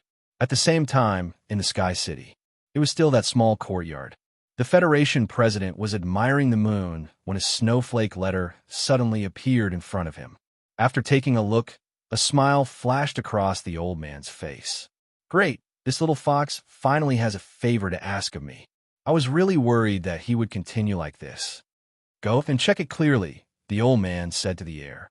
Strangely, at this moment, a mysterious black-clothed man suddenly appeared in the open space, took the snowflake letter, and disappeared into thin air from the courtyard.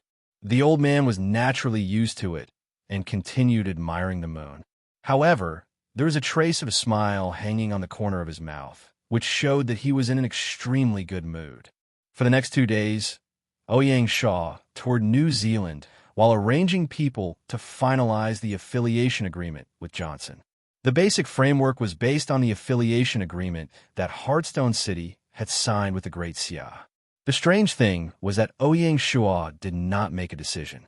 This was because Ouyang Shua was waiting for the Federation president's reply.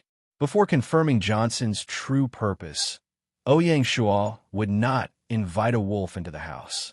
For the Great Xia, the affiliation of Auckland City would not bring too many benefits. Therefore, Ouyang Shua was not anxious at all. On the contrary, seeing that Ouyang Shua was not expressing his position, Johnson had no choice but to take a step back on the terms. On the evening of the 11th, Ouyang Shua finally waited for a snowflake letter. There was only one word written on it, yes. This old man really cherishes his words like gold, Ouyang Shua muttered. In Sky City, thousands of miles away, the old man was watering the plants when he suddenly sneezed. Who is speaking ill of me behind my back?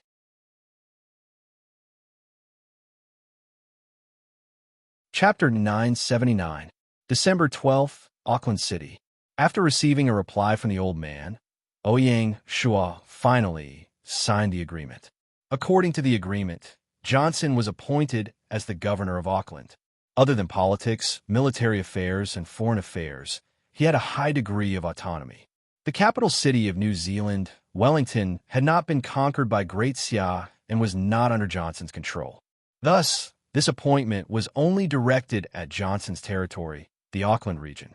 Johnson was also the most special governor of the Great Xia dynasty. He was a regional governor and not a provincial governor. Correspondingly, the Great Xia dynasty had the obligation to protect New Zealand. Ouyang Shuo followed the development of the situation and officially changed the name of the Singapore fleet led by the evildoer Fireworks to the Indian Ocean Fleet. At the same time, he demonstrated the determination of the Great Xia dynasty to invade the Indian Ocean.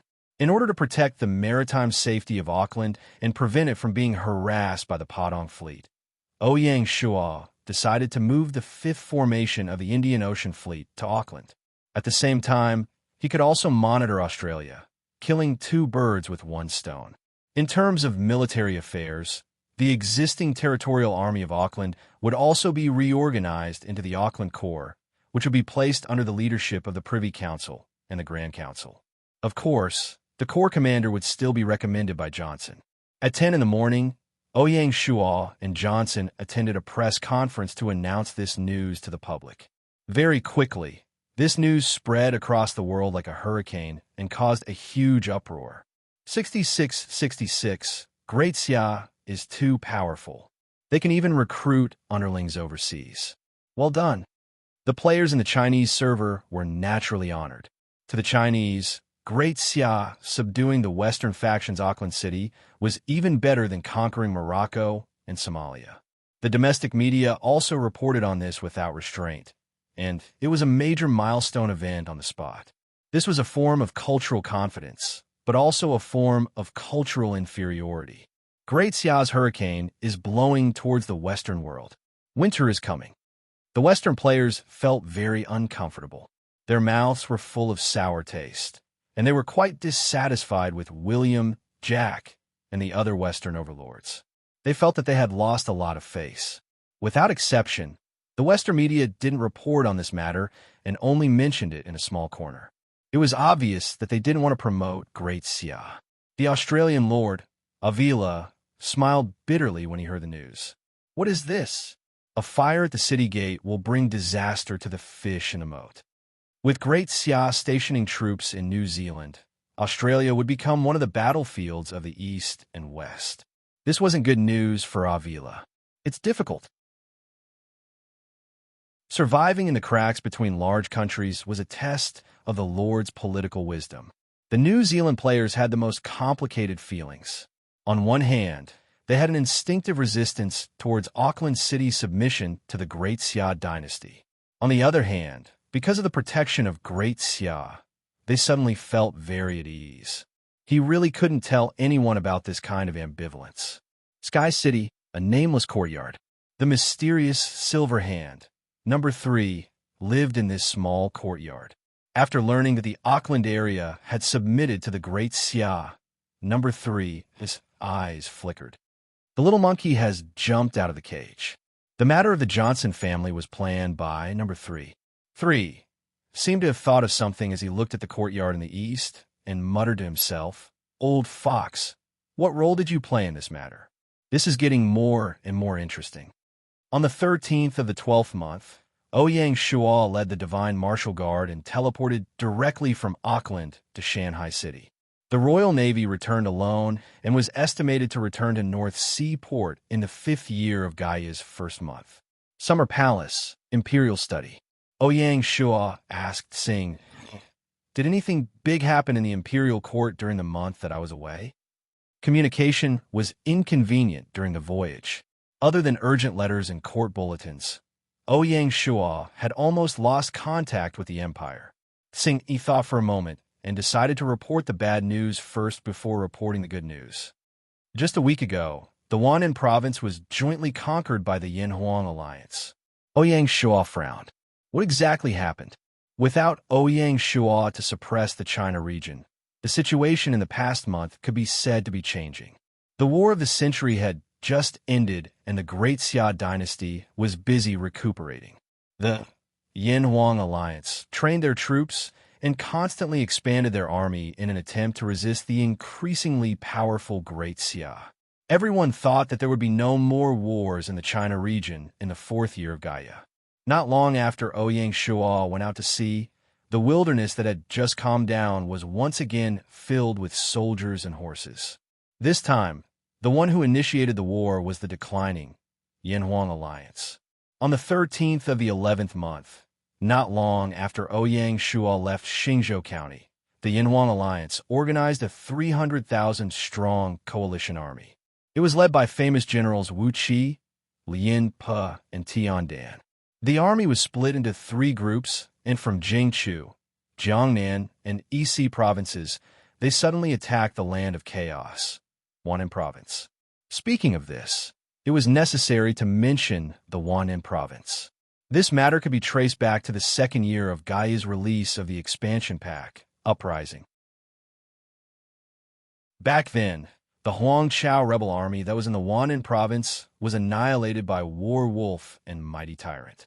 Following that, the Chunsheng rebel army that was in the Central Plains province was annihilated by Lord Chunshin, Di Chun, and company.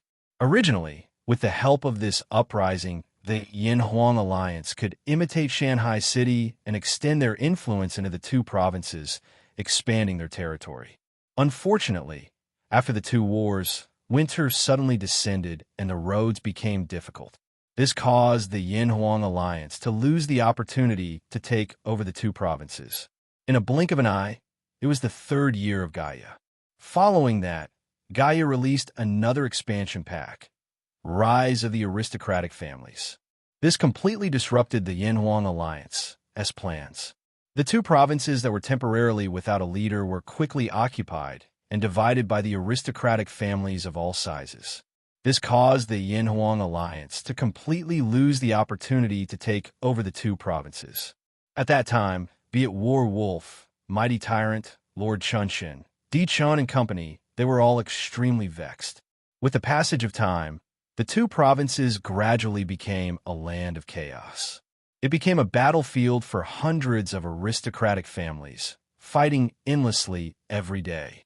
However, the aristocratic families were aristocratic families after all, although they had internal strife. Once an external faction tried to encroach on the two provinces, they would quickly abandon their prejudices and unite against the external forces. Of course, the Yin-Huang alliance had never given up on the idea of taking back the two provinces. When they were annihilating the Huang Chao rebel army and the Chunsheng rebel army, they had already set up many hidden chess pieces in the two provinces. The Yin-Huang alliance was originally from an aristocratic family. In terms of the game of wits with aristocratic families, Ouyang Shuo could not compare. In the second half of the fourth year of Gaia, the Yin-Huang alliance, as preparations were basically complete. The subjugation of the two provinces was also treated as a part of the Z plan and had long been put on the agenda of the Yin-Huang alliance. Perhaps it was an unlucky year.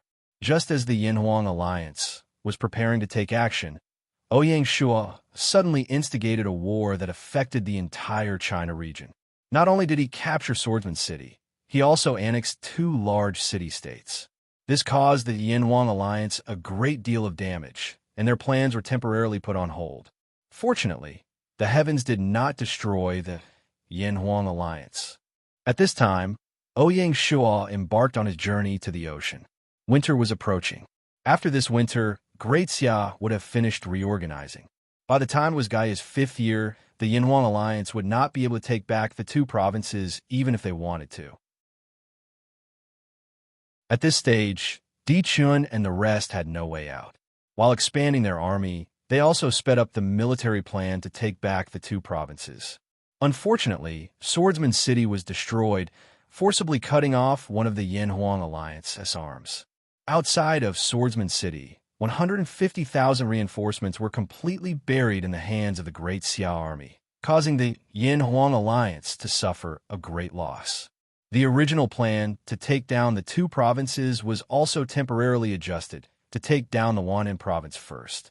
This time, Di Chun and the rest had gambled correctly. 300,000 soldiers fought with all their might, and with the help of the hidden chess pieces that were laid out in advance, they swept through the Huanan province in one fell swoop. In this way, the Yin-Huang alliance completely eliminated the loss of Swordsman City, and their overall strength did not decrease, but instead increased.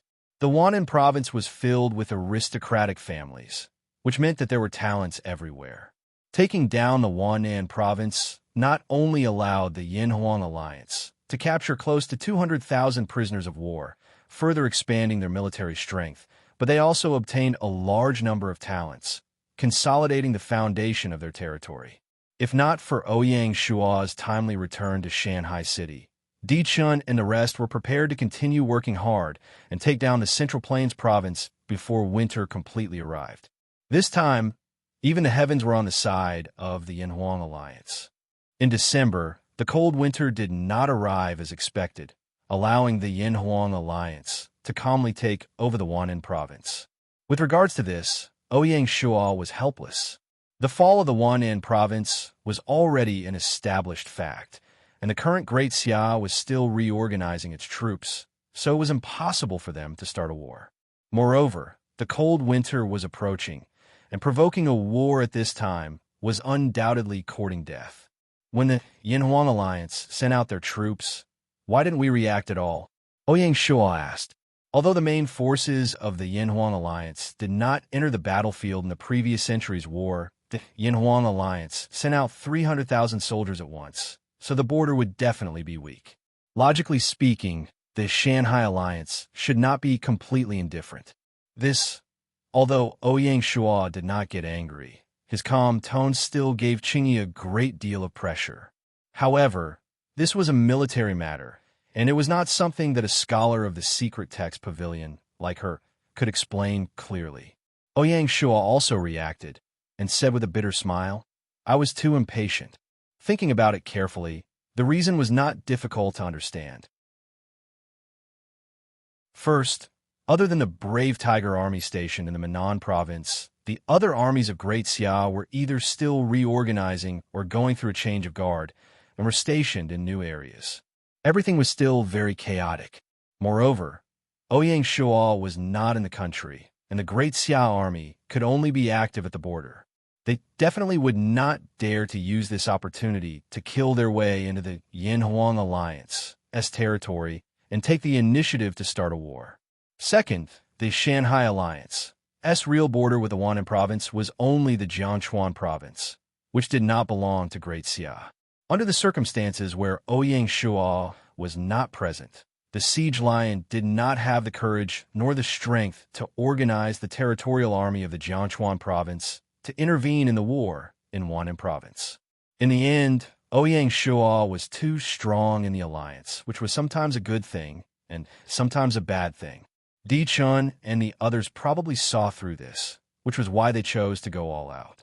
Ouyang Shua took a deep breath and asked Qingyi, "Is there any good news?"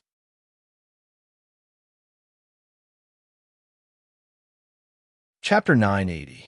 Yes. Qingyi smiled. Half a month ago, Pei Renji and his son from the Pei family came. Is indeed good news. Invite them in quickly. Ouyang Shua put aside the matter of Hunan province and prepared to meet Pei Renji and his son first. Yes. Pei Renji was born in the Pei family of Hedong. He served as Emperor Wen's bodyguard during the early years of the founding Emperor era before joining the army to destroy the Chun dynasty and attack Tihun and Taowu. In the 13th year of Dai, when he was ordered to suppress the Wagong army that occupied Luokou, he was restrained by the supervising censor Xiao Huijing and was forced to surrender to Li Mi. In the first year of Wuda, he advised Li Mi not to fight Wang Shichong, but Li Mi didn't listen, resulting in the defeat of the Wagong army. Pei Renji was also captured by Wang Shichong and made the minister of the Board of Rights. In the second year of Wuda, after Wang Shichong became emperor, Pei Renji and Yuan Rudong plotted to assassinate Wang Shichong and support King Yangdong. In the end, the matter was leaked, and Pei Renji and his son, Pei Xingyan, were killed. Compared to his father, Pei Xingyan was more famous. Pei Xingyan was brave and good at fighting. He was invincible in every battle and was known as the enemy of 10,000. In the historical novel, Pei Yuanqing was based on Pei Xingyan. He was known as the third hero of Sui and Tang, the silver hammer general of the 8 hammers of Sui and Tang. Pei Xingyan also had a younger brother called Pei Xingzhan, a famous general of the Tang dynasty. He didn't appear in the wilderness this time. After a while, Pei Renji and his son were brought to the imperial study by Qingyi. Although Pei Renji was close to 50 years old, he was still energetic. He had a long white beard, a purple robe with cloud patterns, and a black iron helmet. He looked strong despite his age. Pei Xingyin followed behind his father. He was tall and sturdy, wearing a silver armor and blue robe, looking extraordinary. General Pei Renji, Pei Xingyin, pays his respects to His Majesty. The two of them bowed respectfully. In the Pei family, Pei Ju was the governor of Somalia, and Pei Yun was the head of the Civil Affairs Bureau. Both of them held high positions. Many of them worked in the imperial court or the local government. The arrival of Pei Renji and his son was a matter of course. Ouyang Shuo wasn't the only one who was happy. Pei Ju and Pei Yun, the two magnates, were also secretly delighted. This was because the Pei clan only had roots in the civil officials and didn't have any roots in the Great Xiao army. The arrival of Pei Renji and his son just happened to make up for this shortcoming. The Pei clan, or rather, the Pei clan, was bound to shine brightly in Great Xia and become an aristocratic clan once more. Generals, please rise, Ouyang Shuo said.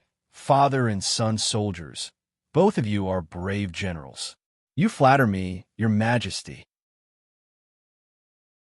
Pei Renji was a shrewd old man, and he had been by Emperor Wensai before, so he had a good grasp of the situation. Pei Xingyin stood behind his father and looked curiously and reverently at the emperor who was about the same age as him. As a brave general, Pei Xingyin's courage was not small. Before he came, he did not have much of an impression of Emperor Xia, so he did not take it seriously. But as soon as he stepped into the imperial study and saw the young emperor sitting casually in the seat of honor, Pei Xingyin immediately felt an invisible pressure on him. He didn't dare to be presumptuous anymore and obediently retracted his aura. Pei Xingyin could faintly feel a murderous aura emanating from His Majesty, causing one's heart to tremble. Only then did Pei Xingyin believe that the rumors about the king's extraordinary martial arts were not just flattering words. While they were chatting, Ouyang Shuo checked their attributes.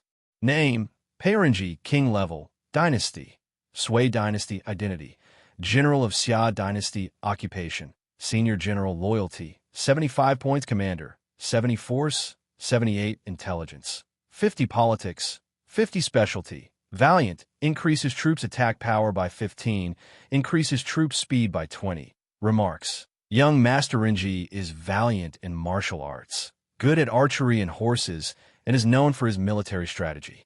Name, Pei Xingyin, King Level, Dynasty, Sui Dynasty, Identity, General of Xia Dynasty, Occupation, Senior General, Loyalty, 80 points Commander, 68 Force, 87 Intelligence, 48 Politics, 45 Specialty, Valiant 10,000, increases troops attack power by 25, increases troop speed by 10. Remarks. Pei Xingyin is valiant and good at fighting.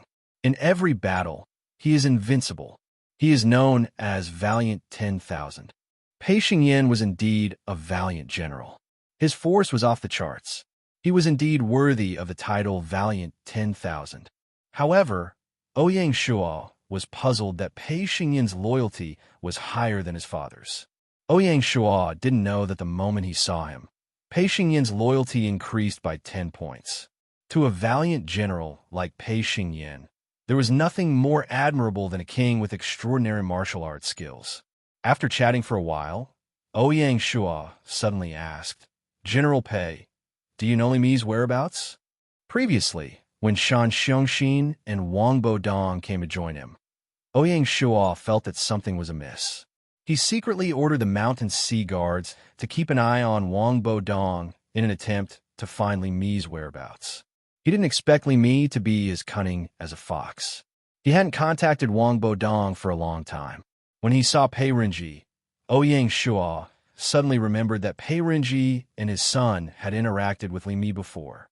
Pei Renji was stunned by the question. There was a flash of hesitation in his eyes. Ouyang Shuo's sharp eyes caught the flicker in Pei Renji's eyes. His expression became solemn as he said, Why?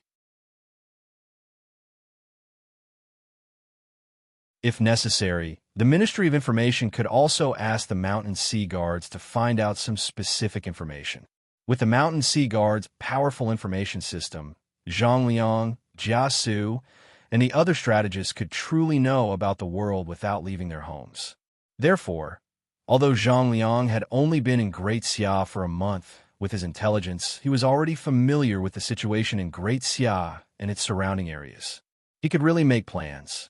In comparison, the original Rosy Cloud City was really too weak. Although the Mountain Sea Guards couldn't find out about the Yin-Huang Alliance's most mysterious Plan Z, they could still find some clues. The Yin-Huang Alliance was speeding up their internal integration. True integration. As he said this, Zhang Liang suddenly took out a map. It was a simplified version of the Mountain Sea Guards' China map. It included all 18 provinces in the China region. Your Majesty, please take a look. Zhang Liang pointed to the Central Plains. After the Yin-Huang Alliance takes over the southern Anhui province, they just need to take over the Central Plains province or the Ludong province where West Chu is. Then they can completely connect the 6 territories together. Ouyang Shua's eyes narrowed. The Yin-Huang Alliance's territory formed a hollow circle with the Central Plains province as the center. However, the existence of West Chu and Fallen Phoenix City divided the circle into 2. For some reason, Ouyang Shua suddenly thought of Gaia's 6 hegemons of Handan City. If it wasn't for Ouyang Shua, the current Fallen Phoenix City would have been a core member of the Yin-Huang Alliance. If that was the case, the Yin-Huang Alliance would have been able to easily unify the Central Plains and the northern regions, taking over all of the China region's elites. So, before entering the game, they started planning all of this. Ouyang Shua secretly raised his guard, but also felt lucky. If he had chosen not to build his village in the southernmost Lianzhou Basin, the Great Xia dynasty might not have reached its current height. Pointing to the Taiyuan province, Ouyang Shua said, Zifeng, you missed something. As long as we take over Fallen Phoenix City, the Yin-Huang Alliance's territory will also be connected. Your Majesty is right. Zhang Liang did not refute. But according to the difficulty, this is obviously a bad plan. Ouyang Shua nodded. If that's the case, we have to remind Xiangyu not to let the Yin-Huang Alliance swallow West Chu. Although the Great Xia dynasty and West Chu were not hardcore allies, Ouyang Shua did not want to see West Chu fall. We can remind him, but with Chu Baowang's personality, it might not be of much use. In terms of understanding of Xiangyu, Zhang Liang, the #1 strategist under Liu Bang in history, was unparalleled. In your opinion, how should the Great Xia dynasty salvage the situation? Ouyang Shua asked.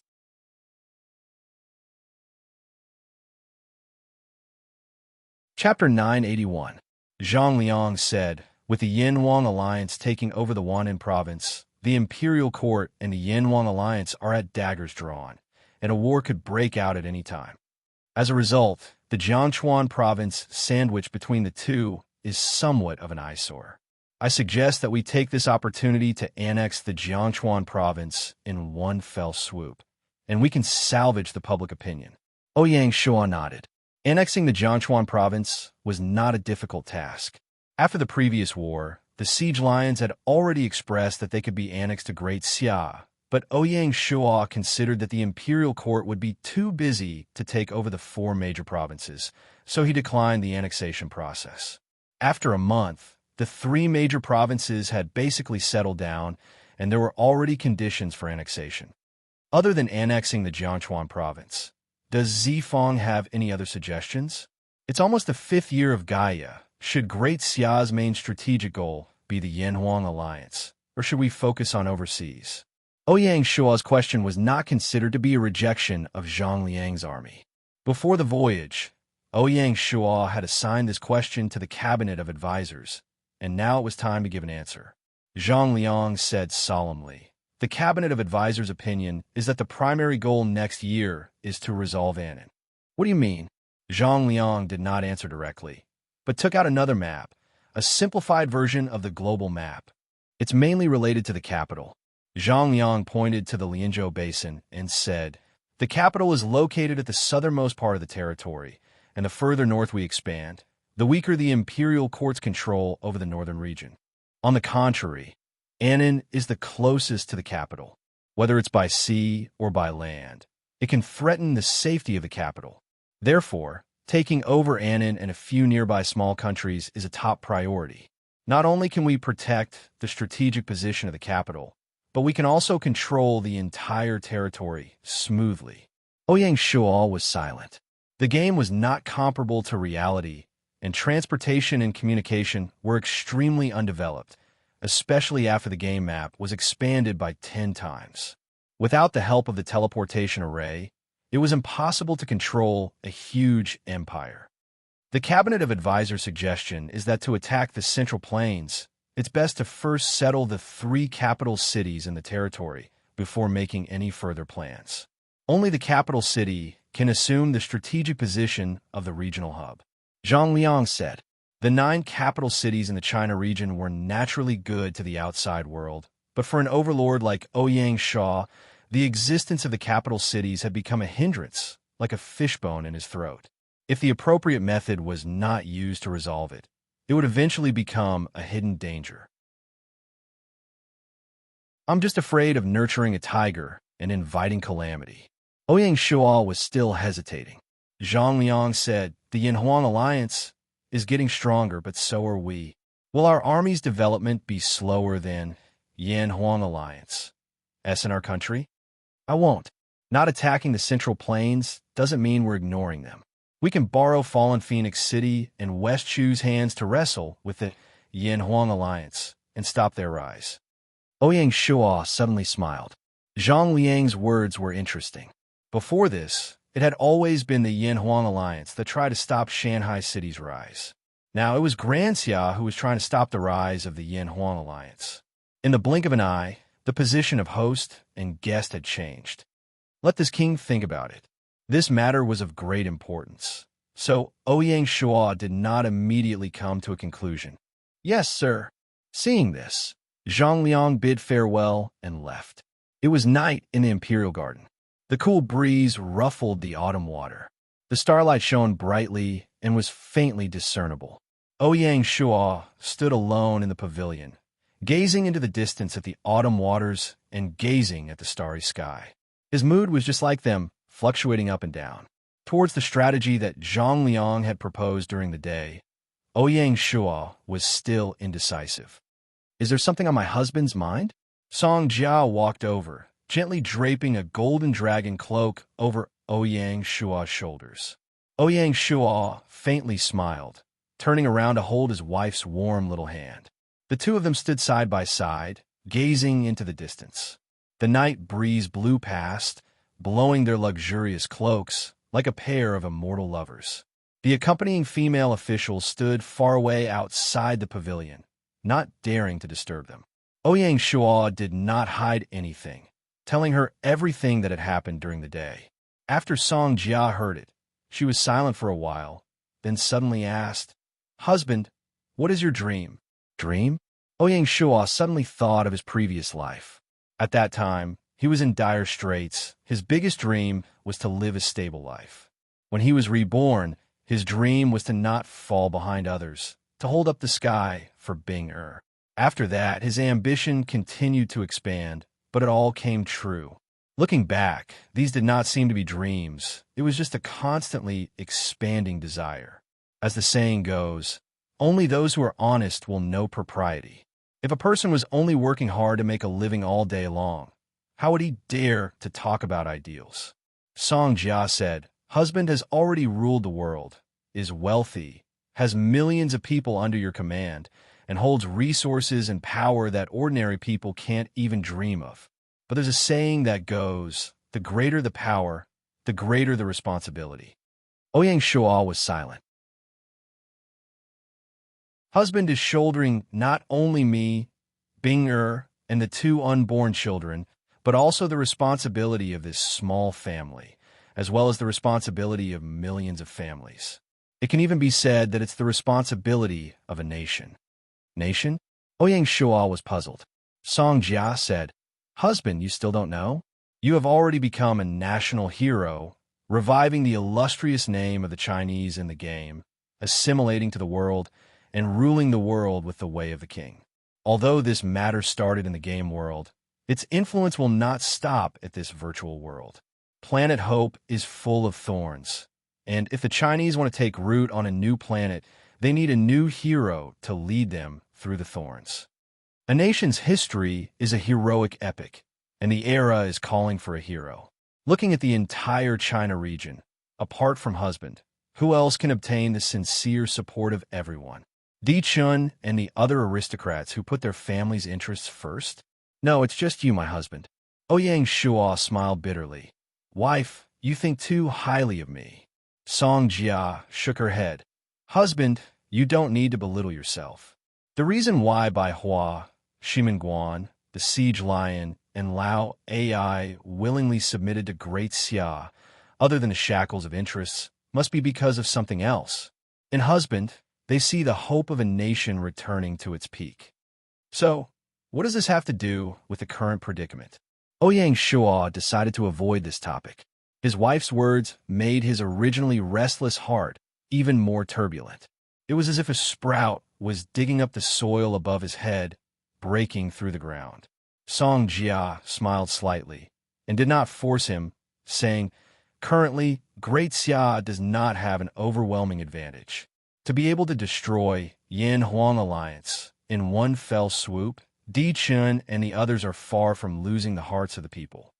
If we take the initiative to start a war between both sides, no matter who wins in the end, the overall strength of the China region will be damaged, and the adventurers will be greatly disappointed. Ouyang Shuo said, Wife, what you mean is that Yin Huang Alliance will dig their own grave. With their style, when there is a conflict of interests, their true colors will be revealed, and it will be hard for them to maintain their image. All right. Ouyang Shuo held his wife's hand tightly. His heart was incomparably clear. 15th of December, Shanghai City. As soon as Ouyang Shuo returned to Shanghai City, the Xia Palace became the focus of the wilderness. Everyone wanted to know how Great Xia would respond to Yin Huang Alliance taking over Wan'an Province. Unfortunately, Ouyang Shuo refused all interviews and maintained his silence. Until this morning, the 12 lords of Jiangchuan Province, led by the Siege Lion, appeared at the Xia Palace. When the news came out, it aroused even more curiosity from the outside world. At this critical juncture, Emperor Xia suddenly met with the lords of Jiangchuan Province. They would not believe that there was nothing fishy going on. However, the Xia Palace was heavily guarded, and not a single word leaked out. Everyone could only wait anxiously. This wait lasted for 3 whole days. On the morning of the 19th of December, led by Violet, the External Publicity Department released a short message. From today onwards, the 12 territories of Jiangchuan Province will be incorporated into the Great Xia dynasty. When the news came out, the players came to a realization. Someone analyzed, Great Xia is retaliating with a tooth for a tooth. Yin Huang Alliance took over Wan'an Province, and Great Xia effortlessly took over Jiangchuan Province, which was close to Wan'an Province. They are opposing each other. Most of the players agreed with this point. As the entirety of Jiangchuan Province was incorporated into Great Xia, the players in the China region suddenly realized a shocking fact. There were only 8 lords left in the wilderness of the entire China region, other than Ouyang Shuo and Feng Qiuhuang. The remaining 6 were from Yin Huang Alliance.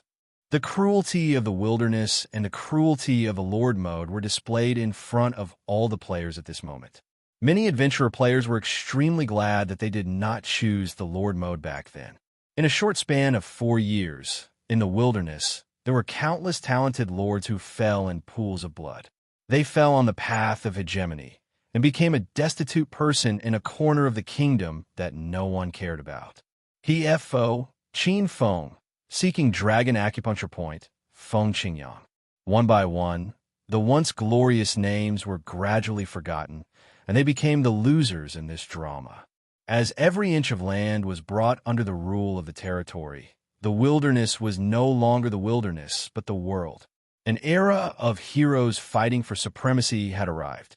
Out of the 17 provinces in the China region, The Central Plains province was temporarily without a ruler, and the Ludong province was occupied by West Chu. Out of the remaining 15 provinces, Great Xia alone occupied 8.5 provinces. This meant that half of the China region's territory had already belonged to Great Xia. What was even more interesting was that whether it was a coincidence or a deliberate arrangement by the heavens, Great Xia and Yanhuang alliance had already formed a north-south confrontation. Perhaps this world could no longer be called a fight between the feudal lords, but a fight between two powerhouses. Both of them were powerful enough to suffocate people, but they were also mortal enemies.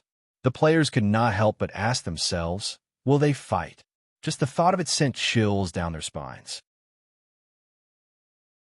Although everyone was worried, they understood that the initiative of the war did not lie with the Yanhuang alliance, nor did it lie with them, the spectators. Instead, it lay with the revered and revered king. The Xia Palace, once again, became the focus of the world. Even Di Chun and the rest were so nervous that they could not breathe. They did not know what choice the silent man would make. However, the Xia Palace remained silent.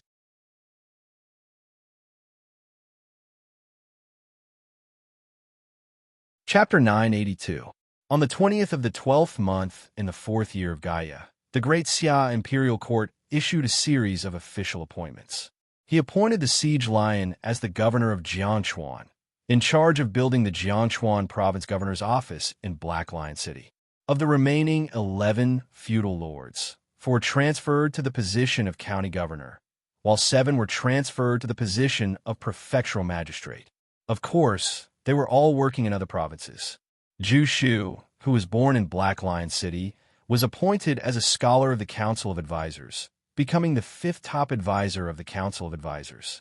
With such a lineup in the Minister Pavilion, Ouyang Shi no longer longed for the advisor Guijia, who had yet to surface. The troops in the Jiangchuan province would also be streamlined and reorganized. The relatively stable environment made the troops in the 12 territories in the province less tempered, and the overall quality was even inferior to the Great Xia garrison force. Ouyang Shu ordered the Bureau of Military Affairs to disband half of the territorial army and scatter them among the provinces in accordance with the previous model of disbanding the local garrison troops. Apart from transferring 20,000 elite troops to the Auckland Corps, the remaining troops were reorganized into 2 field corps. Apart from the Imperial Guards, all the current army designations were already full. Thus, Ouyang Shua decided to use a new designation, the Flying Bear Army. Chen Tang was appointed as the 1st Legion Commander of the Flying Bear Army, and Pei Xingyan as the 1st Legion Commander. Name: Chen Tang, King Level, Dynasty, Western Han Identity, Commander of Great Xia's Flying Bear Army's 1st Legion. Profession: Advanced General Loyalty.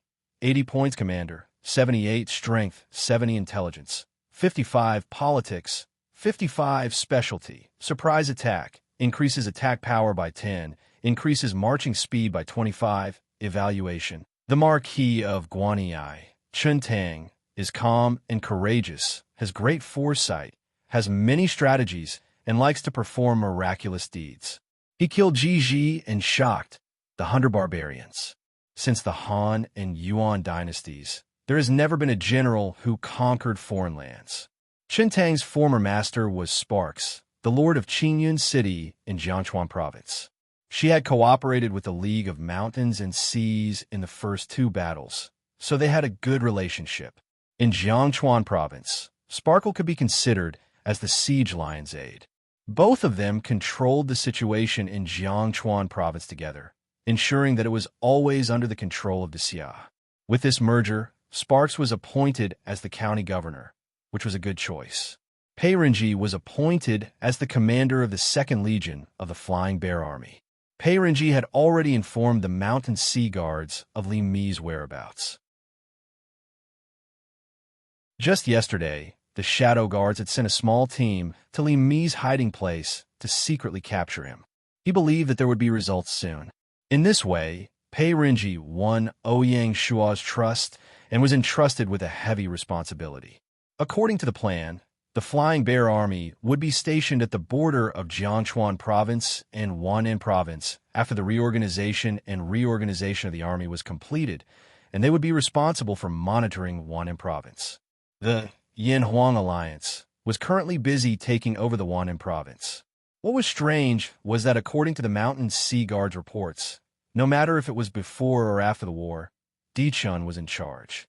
Perhaps the Yin-Huang Alliance was undergoing a huge change. After the announcement of the appointment, Great Xia took over Jiangchuan Province in an orderly manner. Other than that, there were no other movements. This made the spectators extremely disappointed, but at the same time, they quietly heaved a sigh of relief. In a blink of an eye, Gaia's 5th year arrived. On the 30th of December, a system announcement resounded throughout the world. World announcement. On the 4th anniversary of Earth's operation, the game will be undergoing its 5th update, effective immediately. For more details, please log on to the official website. As soon as the announcement came out, Ouyang Shua immediately logged on to the official website to check the update. 1. Build 100% realistic. As the population of the wilderness continued to grow and the population density reached a medium level, Gaia completely abolished the benefits of the feudal lords. Whether it was the construction of buildings or the production of weapons and equipment, they all removed the speed bonuses. How long it took in reality was how long it would take in the game world. For example, the construction of AZ-1 model battleship previously took a month, but now it was delayed to 4 months. As a result, not only did it greatly reduce the production efficiency, but it also greatly increased the production cost. Since then, Gaia had higher requirements for the fine management of the territory. Whoever could do a good job in fine management would stand out. 2. Introducing the natural disaster system. In ancient agricultural societies, food production was closely related to the climate. Natural disasters such as drought, floods, and pests could reduce the yield of farmland, or even result in no harvest. Basically, the imperial court had to provide disaster relief every year, but the degree of the disaster was different. Some natural disasters even directly became the fuse of peasant uprisings, leading the dynasty into a state of eternal damnation. Disaster relief had always been a pain that the dynasty could not bear. Although there was a weather system in the game, before this, Gaia was clearly very tolerant of the wilderness. It might not be a bumper harvest, but at least there would not be any major disasters throughout the year, ensuring a basic harvest. For a dynasty with a strong characteristic like Great Xia, there had never been any disaster relief. From Gaia's 5th year onwards, everything would be different. The local granaries would have to store enough food to cope with the needs of disaster years. Once a natural disaster befell, the imperial court would have to allocate a large amount of gold coins for disaster relief. Perhaps from this moment onwards, the feudal lords would have to pray for good weather. 3. Comprehensively increase the intelligence of NPCs.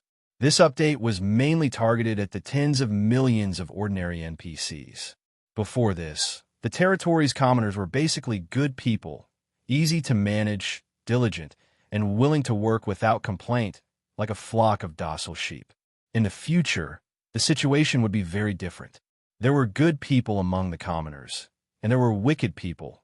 There were hard-working and simple people, and there were idlers. There were law-abiding people, and there were ruffians who took risks out of desperation. The officials and soldiers would also become more complicated, and they would also have selfish and distracting thoughts. The entire bureaucracy would be several times more complicated than before, or even more than 10 times. In short, like the previous 2 updates, there were higher requirements for the fine management of the territory. Of course, there were pros and cons. After the intelligence of the NPCs was increased, the qualifications of the low-level officials and officers would also be increased. As long as they were properly trained, it would instead improve the level of government affairs and the quality of the army. The effects would depend on whether the territory's system was sound. Ouyang Shua was very confident about this. Ever since the village level, Ouyang Shua had placed great importance on the establishment of a system. Today, the entire Great Xia dynasty system was already very sound and orderly. 4. Further increase the marching speed of the army. After the update, the standard marching speed of the army would be raised to the standard of a relay station. This also meant that the adverse effects of the game's map enlargement on marching would be completely eliminated. With the enhancement of characteristic, the marching speed of some troops would even exceed that of ancient times. This update basically cleared the geographical obstacles for the expansion of the territory of the game's dynasty. 5. Opening of the merit mission system.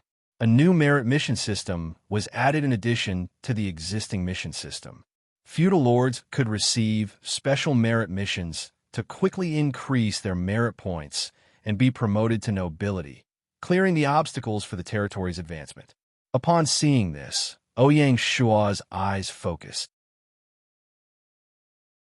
It was not that Ouyang Shua was being narcissistic, but he had a nagging feeling that Gaia had introduced this update because his merit points far exceeded the other feudal lords. Gaia could not violate the rules and weaken Ouyang Shua's merit points, but they could use merit missions to help the other feudal lords quickly increase their merit points, closing the gap with Ouyang Shua. Am I that infuriating? Ouyang Shua was rather speechless. 6. Opening of a higher noble rank and reputation level. If the previous update was still vague, then this update was definitely caused by Ouyang Shua. Be it his noble rank or reputation, Ouyang Shua had reached the pinnacle in Gaia's 4th year. It would be embarrassing if Gaia did not take this opportunity to update. First was the noble rank. Above the noble rank, Son of Heaven rank, the merit points requirement was 5 million, 3 million more than the noble rank. It was a huge gap. Next was reputation. Above, renowned across the world, Radiant Empire was established. The reputation requirement was also 5 million, 4 million more than renowned across the world. Gaia was truly ruthless this time. They were deliberately preventing people from reaching the pinnacle of reputation. Ouyang Shua took a look. He now had 26 million merit points and 65 million reputation points. He was still a long way from reaching the next level. There was no need to think about it in the near future. 7. Opening of global alliance system. The alliance between feudal lords would no longer be limited to a single country. It could be formed globally. Gaia's actions were aimed at promoting a global alliance and confrontation. It would place the territories that had survived rounds of brutal competition on a higher and broader platform to compete. There was no strongest, only stronger. A new round of feudal lord war was about to begin. 8. Greater autonomy given to the imperial cities. First of all, regardless of whether there was a monarch station there, the county where the imperial cities were located would be an absolute forbidden zone. Territorial armies were forbidden from entering, or it would be seen as a provocation to the imperial cities. It could trigger a war at any time. Secondly, Gaia would give the imperial cities with a monarch station their greater autonomy. The imperial cities could send troops to occupy any ownerless land in the province where the imperial cities were located. It would be included in the dynasty's territory.